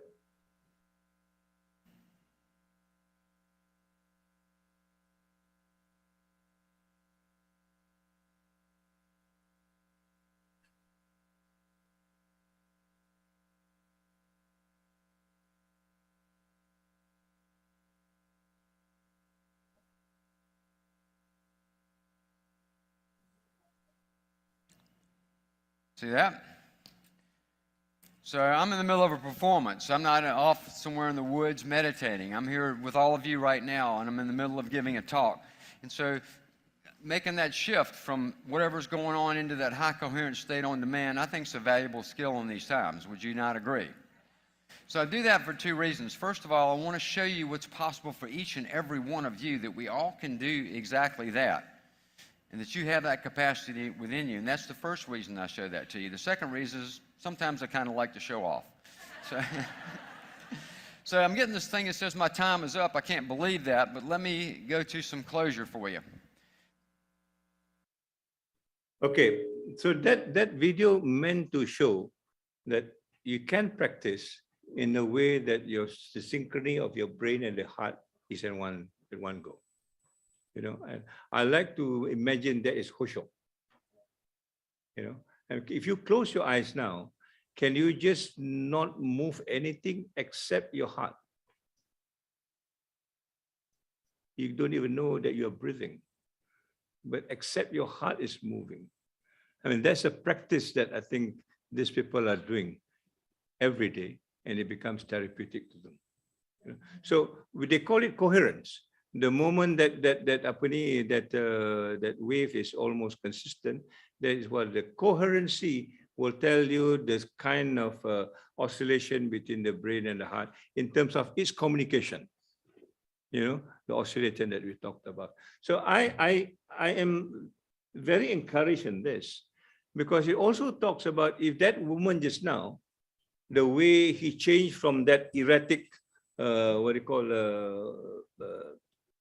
train of thoughts into something, she needs to focus on something that Islam tells us to focus on: gratefulness, focus on appreciation, focus on positive things. Then you get it back. You know, so if you go into this, yeah, this means that the learning to generate increased heart coherence, yeah, the oscillation that we talk about, by sustaining positive emotion of care, appreciation, joy, gratefulness, bersyukur. Bersyukur itself is enough to bring that into that level. And that's why we are asked to always be grateful, sentiasa bersyukur, because it has an effect on us. We don't understand it.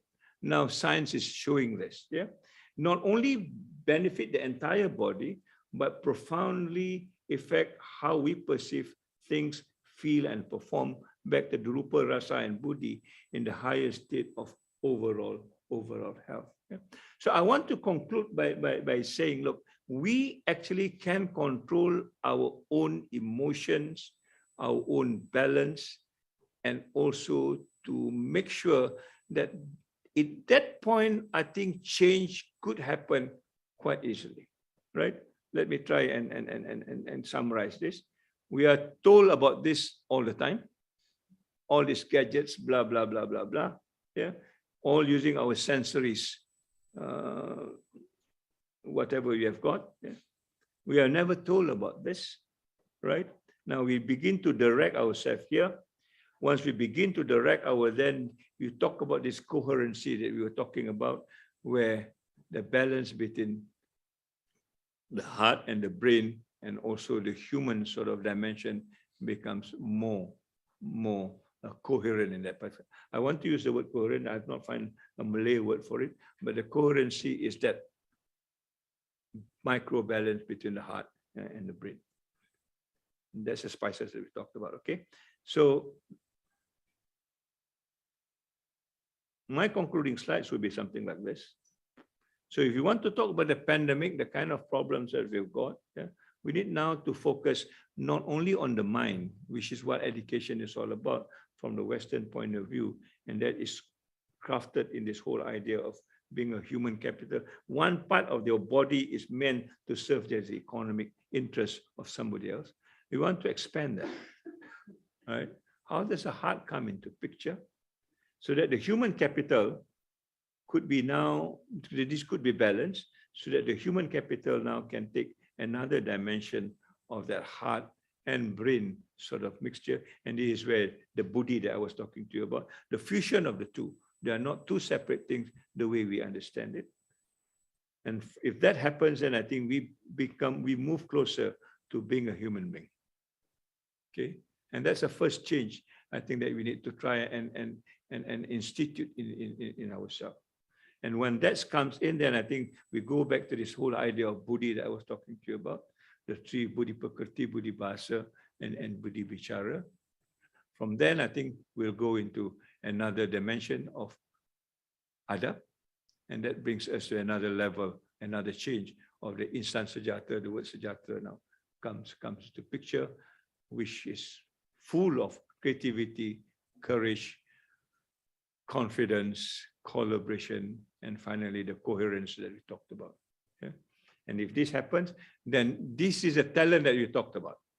The intermingling of these two will create that talents, whatever it is we talk about, that it will take us anywhere and everywhere. Okay, and all it starts with us and understanding what this is all about. And this is a realm that I think we need to focus when we talk about change for ourselves.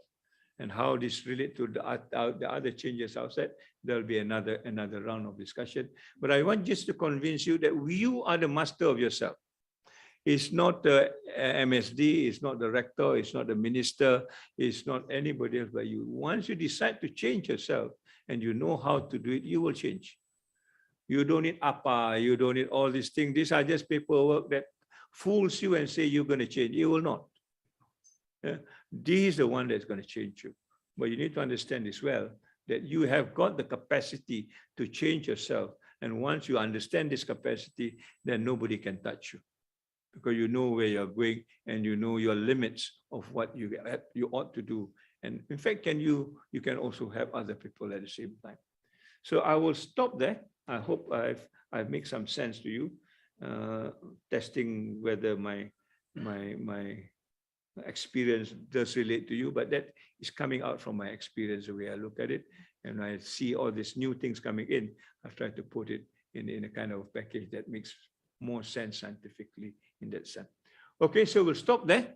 Almost an hour over. If there's any questions, if there's any cita, we can talk about cita today. I am not too sure about or anything else that you think you want to bring up. So, terima kasih banyak. Assalamualaikum warahmatullahi wabarakatuh.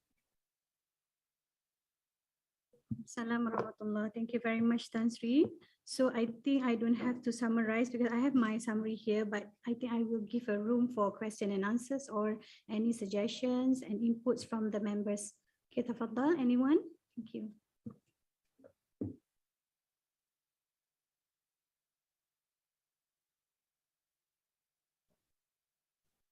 Tan Sri, for your information, we have almost 300 people. I hope there will be at least one question. And also we have that's where courage comes in. And 200 online via YouTube and also Zoom platform.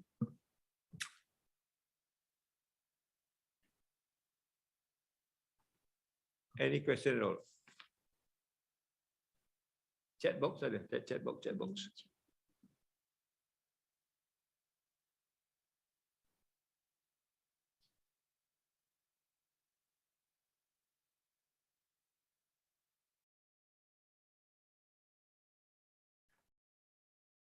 Nurida still there. Assalamualaikum warahmatullahi wabarakatuh. Waalaikumsalam warahmatullahi wabarakatuh. It's I've asked you on a number of occasions about the to talk more about buddhi. So I'm very happy that I actually came to this and all. Thank you very much. And I rasa we are always told to pasang niat dalam hati. Right? Pasang niat dalam hati. I think when you're explaining it, that it struck me that it's actually the niat that controls the whatever that you plan, whatever is in the mind. So that's why, if you say that hati controls the brain, I think it makes a lot of sense, because it's the niat that translates into the plan, is the intention that you have, right? Yeah. So, the connection, I think, between the two, this is what drives up here. Yeah, I begin to understand my culture better when I read this kind of books. I've been displaced by saying that the mind is more powerful than the heart. I'm going to come back and say the heart is more powerful than the mind. That's why this quite niat dalam hati. Kita pada kecil kan, dia tak kata niat dalam kepala. Solat pun niat dalam hati dulu. Kita dia kata niat dalam hati, niat dalam hati. Dan kalau kita tanya apa tu, what do you want ke anak, dia kata saya nak anak saya apa tu, more of the hati, hati bersih. Dia tak kata saya nak anak saya pandai. It's all about the heart. I think there is a reason for this that we probably have not known. And I want to do a little bit more and say, look, I think the heart plays a bigger role. Now, if we can make justification on this, then I think the whole education system needs to change. The whole education system must start with the heart, not the mind. Yeah? And I think that's the challenge that I think we need to face if we move forward. And therefore, it validates what the Prophet says. It validates what Al-Ghazali said. The potential is there. And then back to the talent. Ghazali said the potential is there. It's just like a seed. You put in the right, what do you call, baja and water, then the seed will bloom. Then the seed is already there. The seed already there. It's not as though that we need to buy a seed and plant it. The seed already there. But how do you nurture it? I think that's where this whole idea of human resource, I think maybe the human resource is not a good word also, to make that holistic human being become real practical. Yes. Bismillah ar-Rahman ar-Rahim. I'm Dr. Tahrawi from the Kulli of Education. Okay.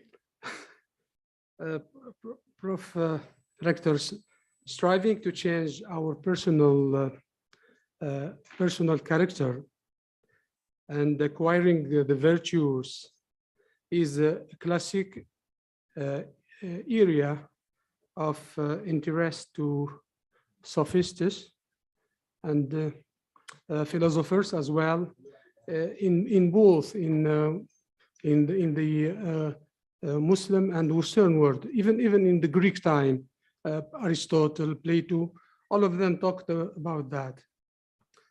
And I appreciate very much the framework, the philosophical framework that you designed. And I think it is workable.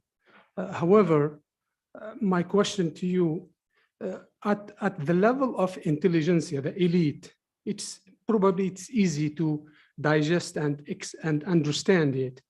But for the administrators, for example, those who are tasked with very clear professional job in an organization like ours, probably it is quite difficult for them to digest and understand those deep philosophical concepts. So can you a little bit enlighten me on the ways to simplify these concepts and make them feasible and workable in organization like ours? Thank you very much. Well, okay. I think that the simplification is back to our own culture.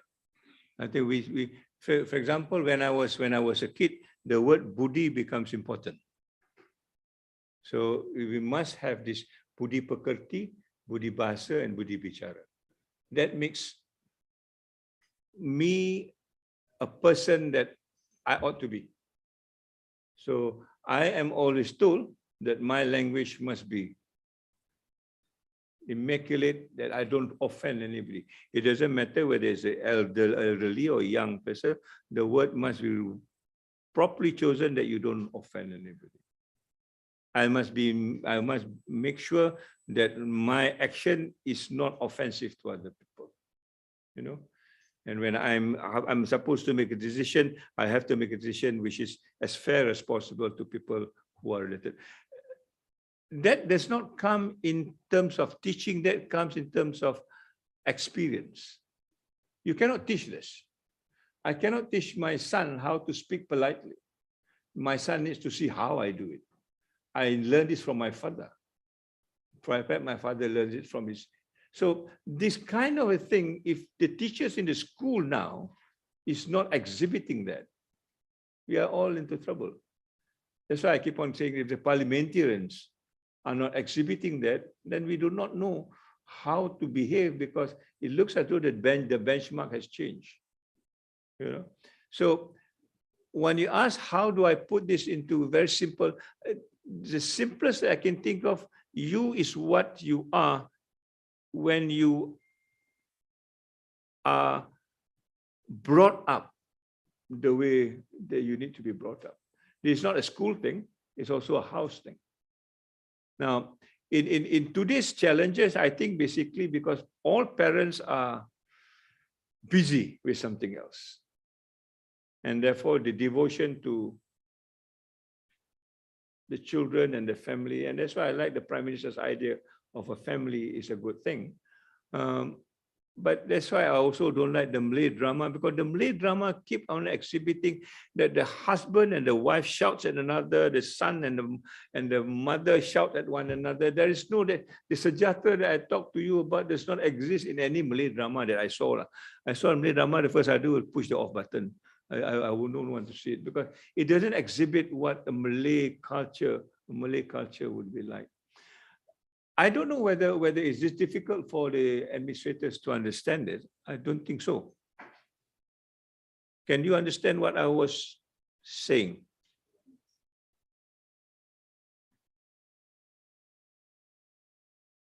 That's right. I think one important thing that we have to do is role modeling, you know, like Rasulullah Sallallahu Alaihi Wasallam. This is his no leader. Oh, sorry. Yeah. So he's a walking Quran. This is what people say, right? I mean, he models everything that is stated in the Quran. And I think that's something that we have to do. So if you want to you know, I mean, people may not be understand the philosophical, whatever that you're, you know, that we are saying or whatever it is, but it's from our actions that they understand what the spirit should be and how we all should behave and, you know, lead our lives, right? Yeah.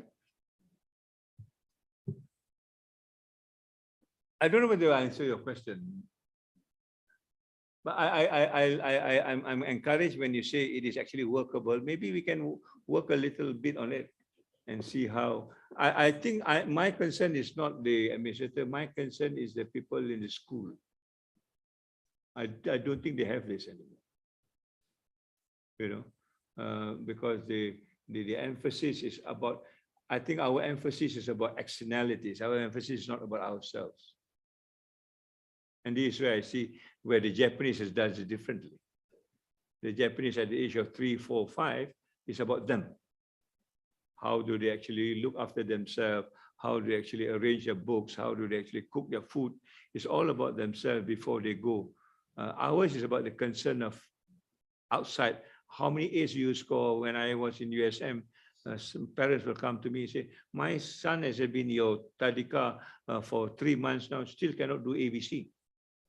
I say, we are not interested in ABC, and they said who he is, and I understand, because the ABC can be caught up later. Once you don't understand yourself, then you go out and grow into something which is quite difficult to bring back once you miss your target. So we are now, hopefully, we are now working with our educare to find out whether this is something that is. And I think the Malay culture and the Muslim demands is also quite similar. I think the Muslims also want to see that Muslims are well behaved. Yeah, the communication is good and things like that. I think that could mesh out with one another and make it more demanding for us to make this as a kind of a platform to move forward. But in the context of change, I felt the moment you do this, I think you can get change much easier, because people feel that they are wanted. People feel that they are, they are relevant. You are not pushing them out. by saying that they are stupid, or they are doing something that that you don't appreciate. You want to appreciate them, and then I think they will come back. They will come back to you. But the change must be demonstrated within you. If you cannot demonstrate the change, then that's why I worry. I always tell my office, if the rector's office cannot do it, forget about the university. They will say, rector office, rector dissenter pun tak boleh buat. Don't tell us what to do. So we need to have that kind of a basis of demonstration of what we want to arrive at the end of the day when we talk about change. Okay, anything else?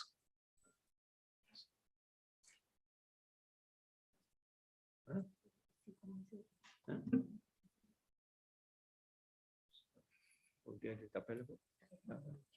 Dia nak balik dah? No. I think will be a rush. I would rather spend your time with you. Bismillah.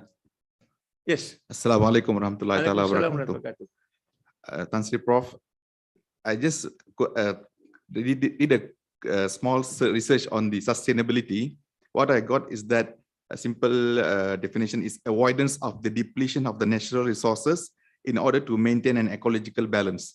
I think you would definitely agree with me what I came out.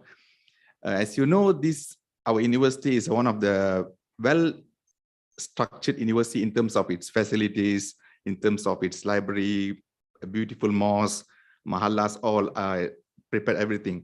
But my concern is that during this short semester break, inter-semester breaks, we have a gap whereby these resources are underutilized. So my concern is that, is there any way where that, that in economics, we have a system that just in place, I think where that is from the Japanese culture, where only the stocks comes in just in time before it get processed. So my idea is that, is it any way we can formulate a system whereby the students will be here during their time, and when they are not here, these resources can be utilized in a way, maybe we can come out with based on your opinion. Yeah, I would welcome that. I mean, problem with the university, 3 months in a year, we are almost no business, quote unquote. Even the cafeteria needs to be closed and stuff like that. That's why my simple understanding of this, we want to create into what we call the edu-tourism. So that not only students, people from outside will come, and spend time with the university. That's why we are creating things like murals, things that people can come and see and watch. We're thinking of redoing the Al-Ghazali walk. We're thinking of doing a kind of an observatory. Now that Kaet has got their own garden, medical school has got their own museum.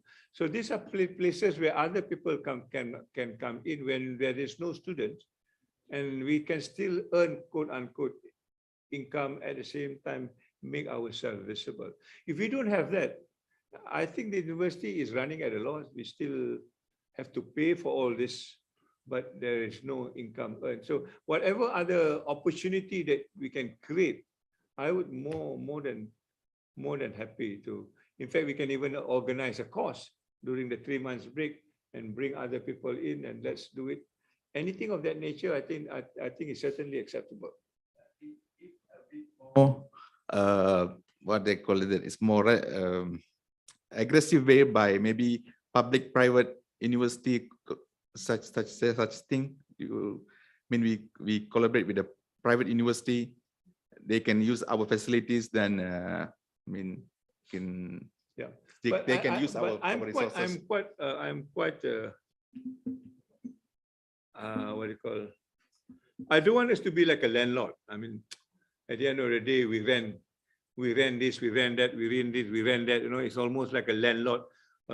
Anybody can do that. I want us to attract people, because we are also in the knowledge business. How we attract people and give them knowledge, at the same time they pay for it, that's fine. But just to rent, I can probably rent the ICC for weddings.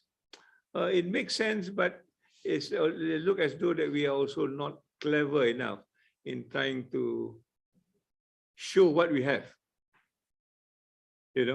I think we should use what we have to call them in.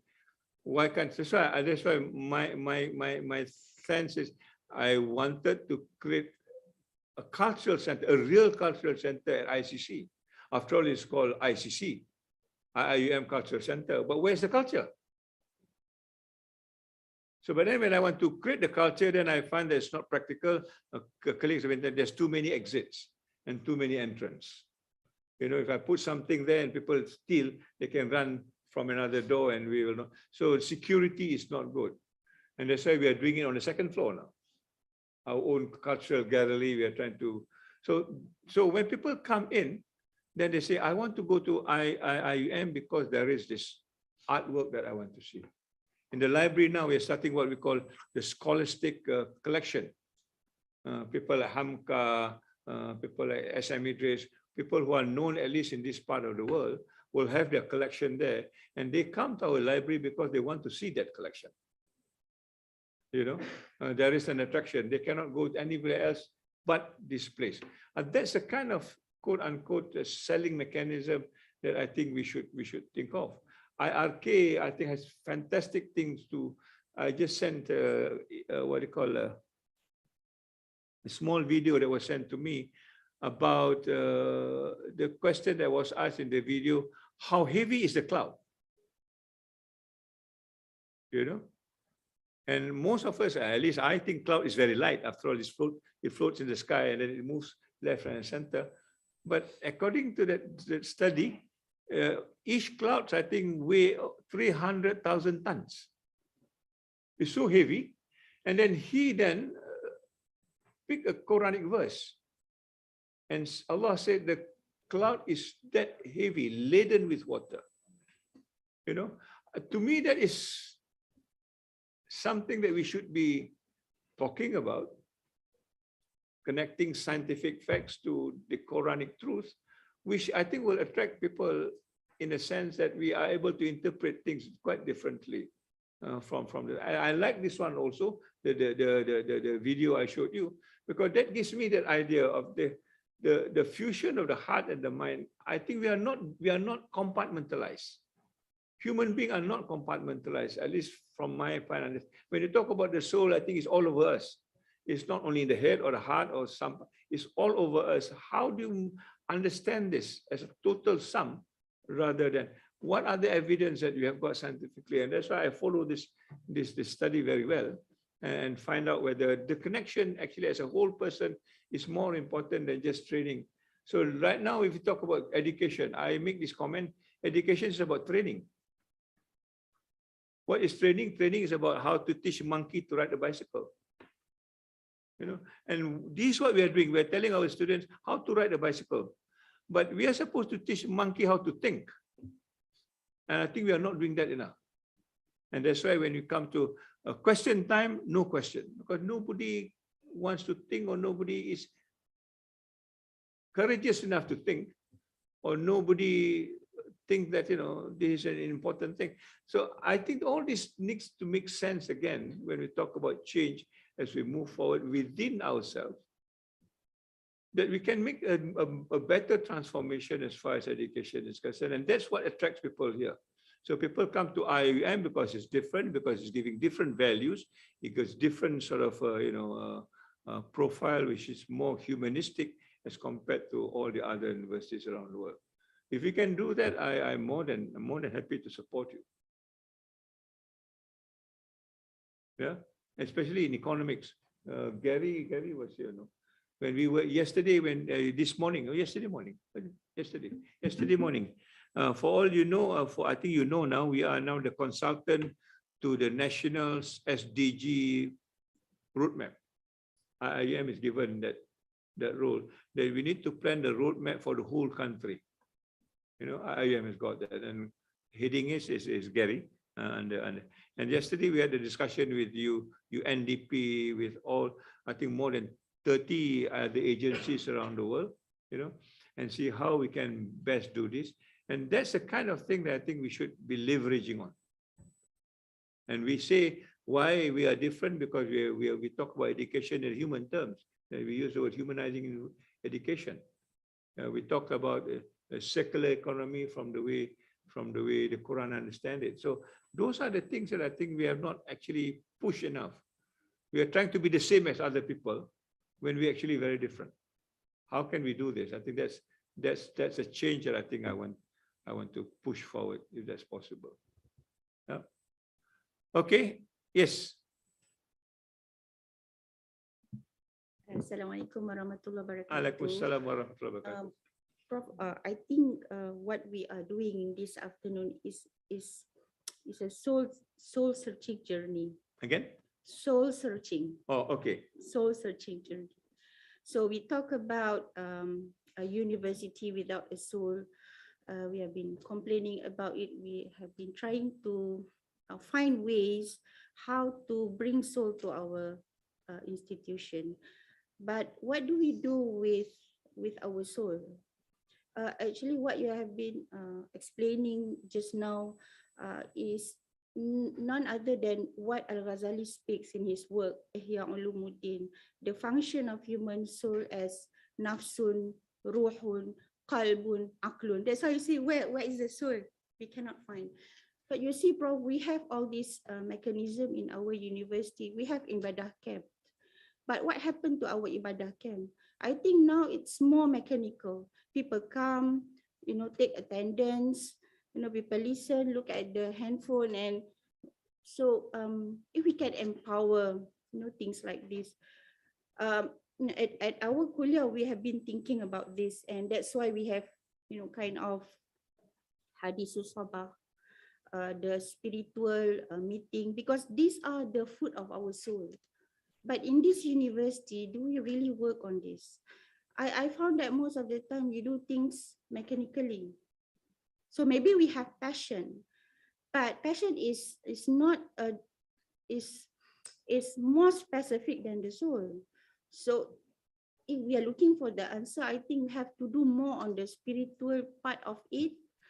Tazkirah is very important, in fact, even though people may think that this is very apologetic, not because I come from IRK, but I can see, for example, Hadith Sabah, when you speak to people in the morning, when people are still fresh, and you have this closeness. We talk about wahdatul fiqh. So that's how we address human soul. But I don't know whether we think that is relevant these days. During our students' time, we focus more on this. We focus on Qiyamul Layl, we focus on fasting, we break fast together. During the time when we were at the mosque, I was in the mosque as a deputy director, we do a lot of spiritual activities. So I think when people come to IUM, they feel this. Listening to the what is it in the morning, Asma'ul Husna, it gives you certain vibrations, isn't it? So we cannot simply deny the importance of this, and we have to work on this more. When I was a principal at the Mahala, I found that this is what is not there in the Mahala. The Musalla is there, especially sisters, but the Musalla is vacant. So how do we touch the human soul if we leave it to everyone to do it on your own? But we want to do it as an institution. We talk about Islamization. I think one of the reasons why Islamization, well, I do not want to say that it is not successful. It is, but then we overlook one dimension of Islamization, which is the Islamization of the self. It is a preamble of whatever Islamization that we are doing. What do you think? Yeah, I cannot comment because I'm here just for 3 years, and I think you have done a lot more. But some of the things that I am not clear about, why do you call ibadah camp? Camp is this. I mean, camp itu dia. You makan. I mean, it's camp. A camp is. I mean, when we talk about this thing, there must be some fluidity in this. It's not a regimentation. because my soul and your soul, we are not the same.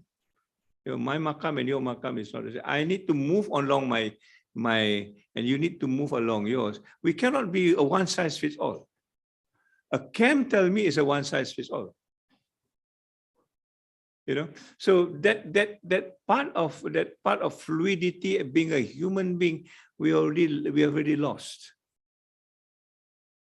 And that's why you are right, it become very mechanical now.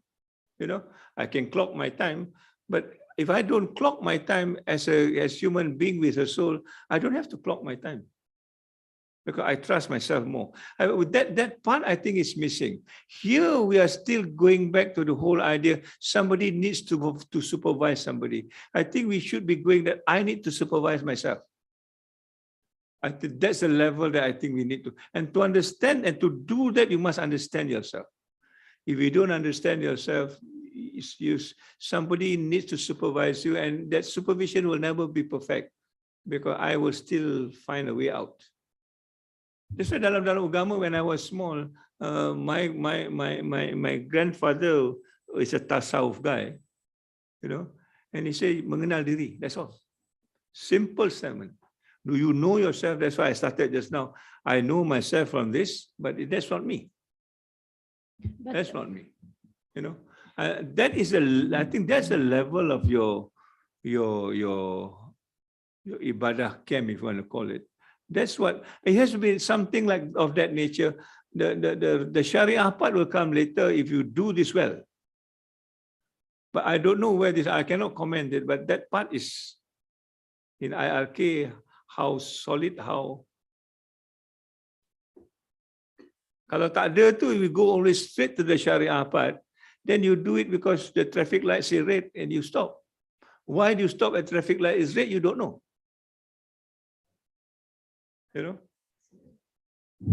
Excuse me, sir. Assalamu alaikum. I'm Amira Suad from College of Education. Yes. I think talking about the fluidity and the individual choices in the ibadah, when it comes to our ibadah camp, actually, it's a forum where we bring all staff who are supposedly Muslims to do a common thing that all of us as Muslims should do.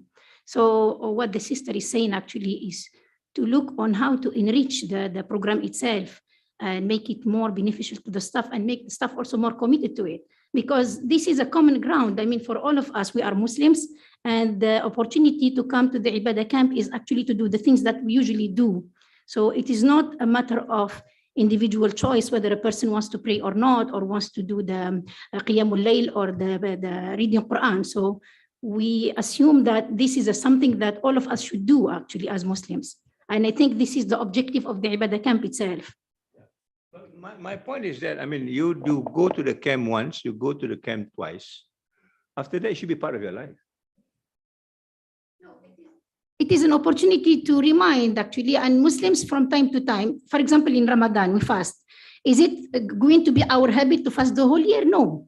It's an opportunity. It's an occasion whereby we do the fasting for the whole month. Same thing with the Ibadah camp also. It's an opportunity to come together and we do our rituals together as Muslims. So this is the main objective of the Ibadah camp itself.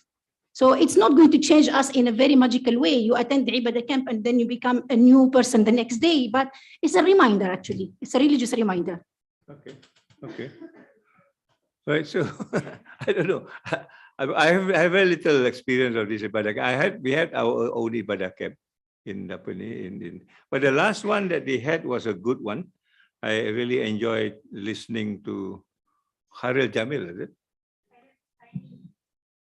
Khairil Hussaini Jamil from Quran. Okay. The one that talks about hadith.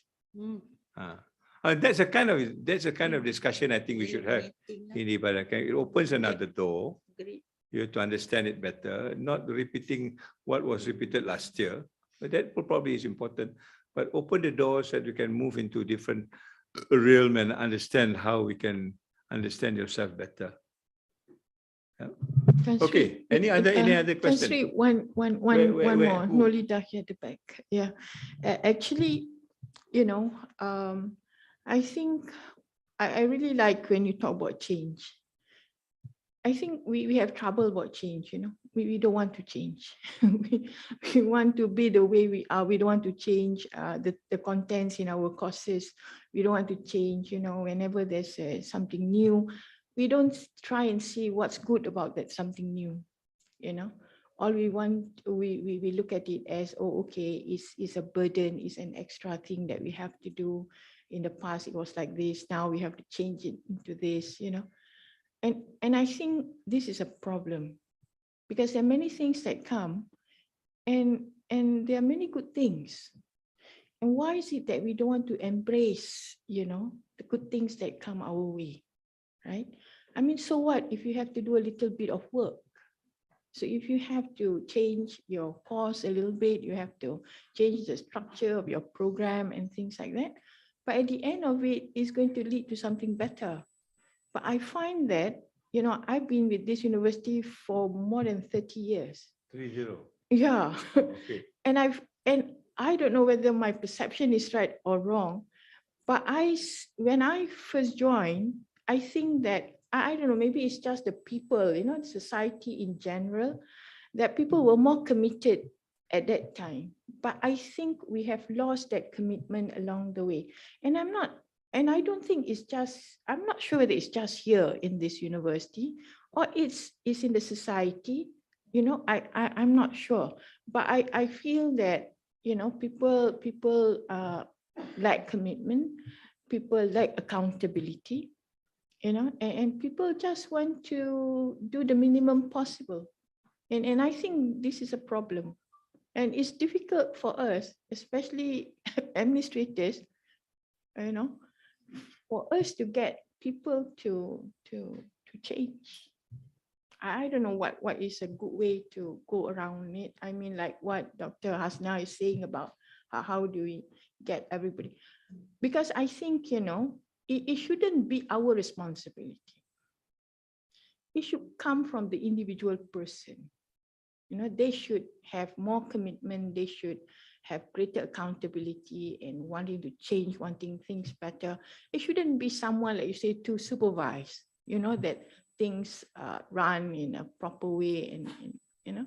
So I don't know how we can instill that kind of commitment, that kind of, you know, to embrace good changes and things like that. Okay. Yes.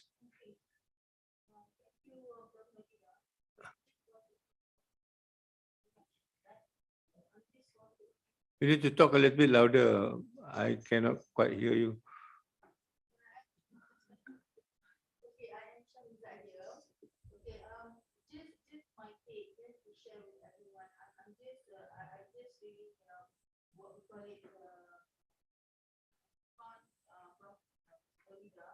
On the team. So we have gone through quite a lot. There's a lot of changes, a lot of years of you know of IIM stuff. But I think the change must be real. And what is real? Real is simply realistic, effective, and realistic, authentic, and love.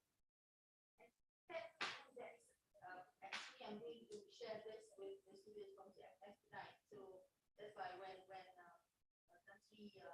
mentioned about change, mentioned about the characteristic of a leader, what should have the mindset of leader or not. But I think it has to be real. It has to be real now. You have to be real in care of IIM, not like before. It's not like the yesteryears. It's not like that. Prof. Malika, I know as my super senior from USM. I was from USM as well. Coming here is like coming to, you know, a different world altogether. Okay, but alhamdulillah, I managed to went through. Here will be my 20 years without having any intention to go out. Why? Because of the real thing of IIM. Because of the realistic thing, the realistic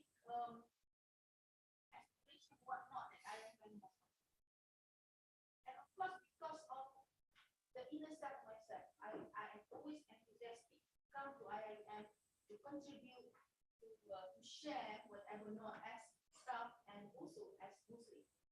The other one is authentic. I am constantly away.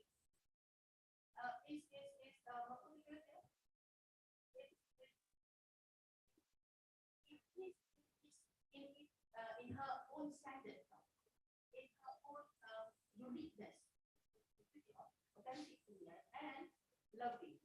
With the I am to me is yang tak mau, as I mentioned, I don't want to go out from my life because I know that I can still go karaoke, I can still go doing my sports thing, I can still go doing Zumba, but at the same time, I have my stuff. At the same time, we have this opportunity to improve our, like Nazi Quran, whatever. From only praying 5 times a day, you're not able to pray 7 times a day. Why not? So it's only IIM. But how to be real now? This is the question. What is real to you, Shazad?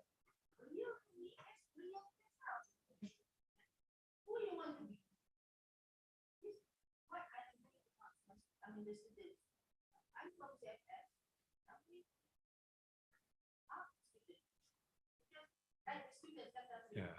When we have survey, when we survey, most of them actually coming to IIM because parents want. No, that is not real. So now we have to actually educate the students to be real. How I look at it, Yeah, but I think let me respond. I think CFS is very important because that's where the seeds are planted. You know, if the seeds are planted are unreal, then it will be unreal for the rest of the life. But this reality is also another issue because the world is not real. For example, I'll give you an example. I keep fighting on this. That education is not about economics. It's education about people. And you keep on interpreting education on economic terms, then we lose the people.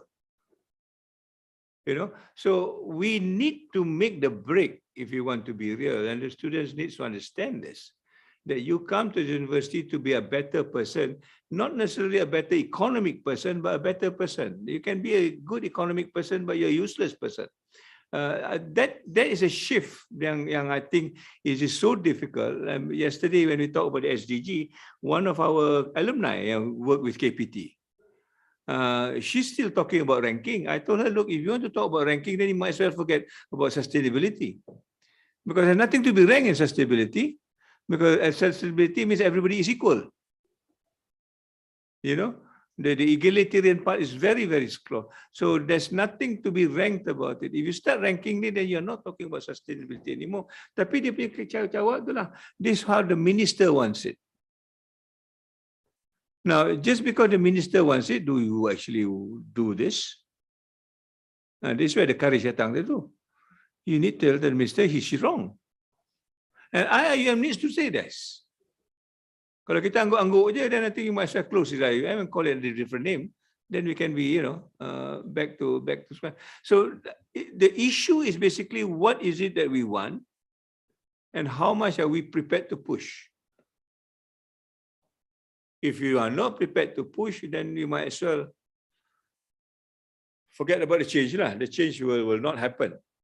So we will, and I think this is an opportunity time, 40 tahun, 40th, if we cannot make the shift, Nurlida, you'll be here for another 10 years and sing the same story.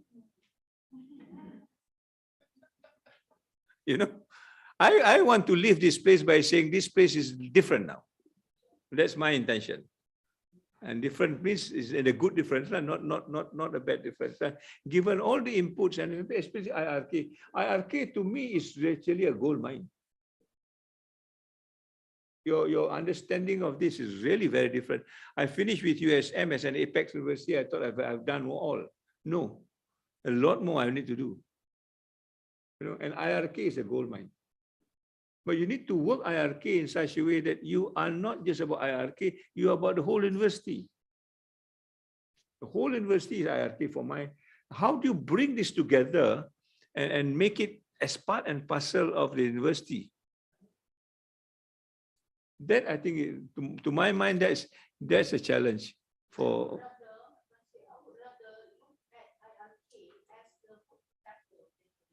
About what?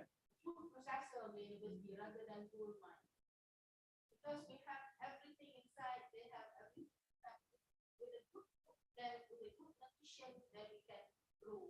Yeah, with good food, we overeat and then we get fat and then that's it. Malaysia kan, makan tak ada hari ya. You get overweight, obesity, diabetic, and that's it. You all die of extra. No, but I think IRK. If I had my way, I will work differently for IRK. You need to have the scholars of Al-Kindi, Musina should come from your side. None from the side. It's quite difficult. That it will make a change. That will certainly make a change. How are we going to do this? I think we can do it, but you really need to leave some of the, I don't know, my reading, I apologize for this, but I think you are still very, very territorial. Betul tak? You are still very territorial. The bridge between human science and revealed knowledge, I don't see it's happening.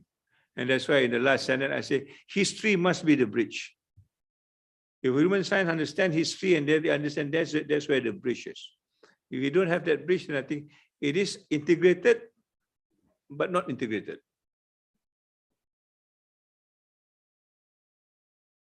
You need to bother Shukran on this. I've been working on him on this one. Anyway, guys, it's always past 5. I really thank you for your time and your effort. And I was telling you this, something that I shared out of my own experience. I hope it works for you as well. But yeah, the courage part is what I think should start off.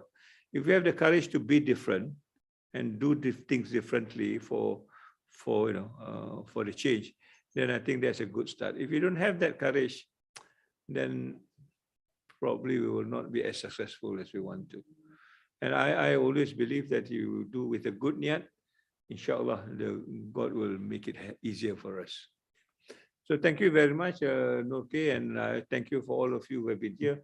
And the 300, if they are still there online, thank you very much. My email is open. If you think you are not happy about it, you can still email me and we can talk about this, inshallah. So, Assalamualaikum warahmatullahi wabarakatuh. Waalaikumsalam warahmatullahi wabarakatuh. Okay, thank you very much, Tan Sri. My pleasure. Okay, next, we hope that this is not a final session. I mean, we'll still have another session, especially on how to discuss how to do the how.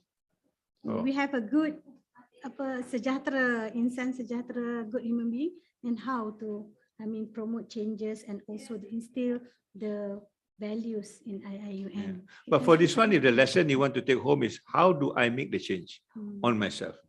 That's what it is.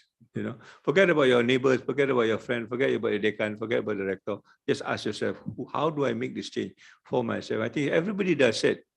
If 50% of it does it, I think half of it is easier to solve it. Yeah. Okay. Thank you. Assalamualaikum.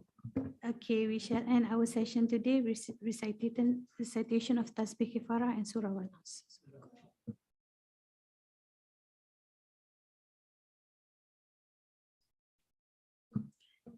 Can we have a photo session before we leave? Okay.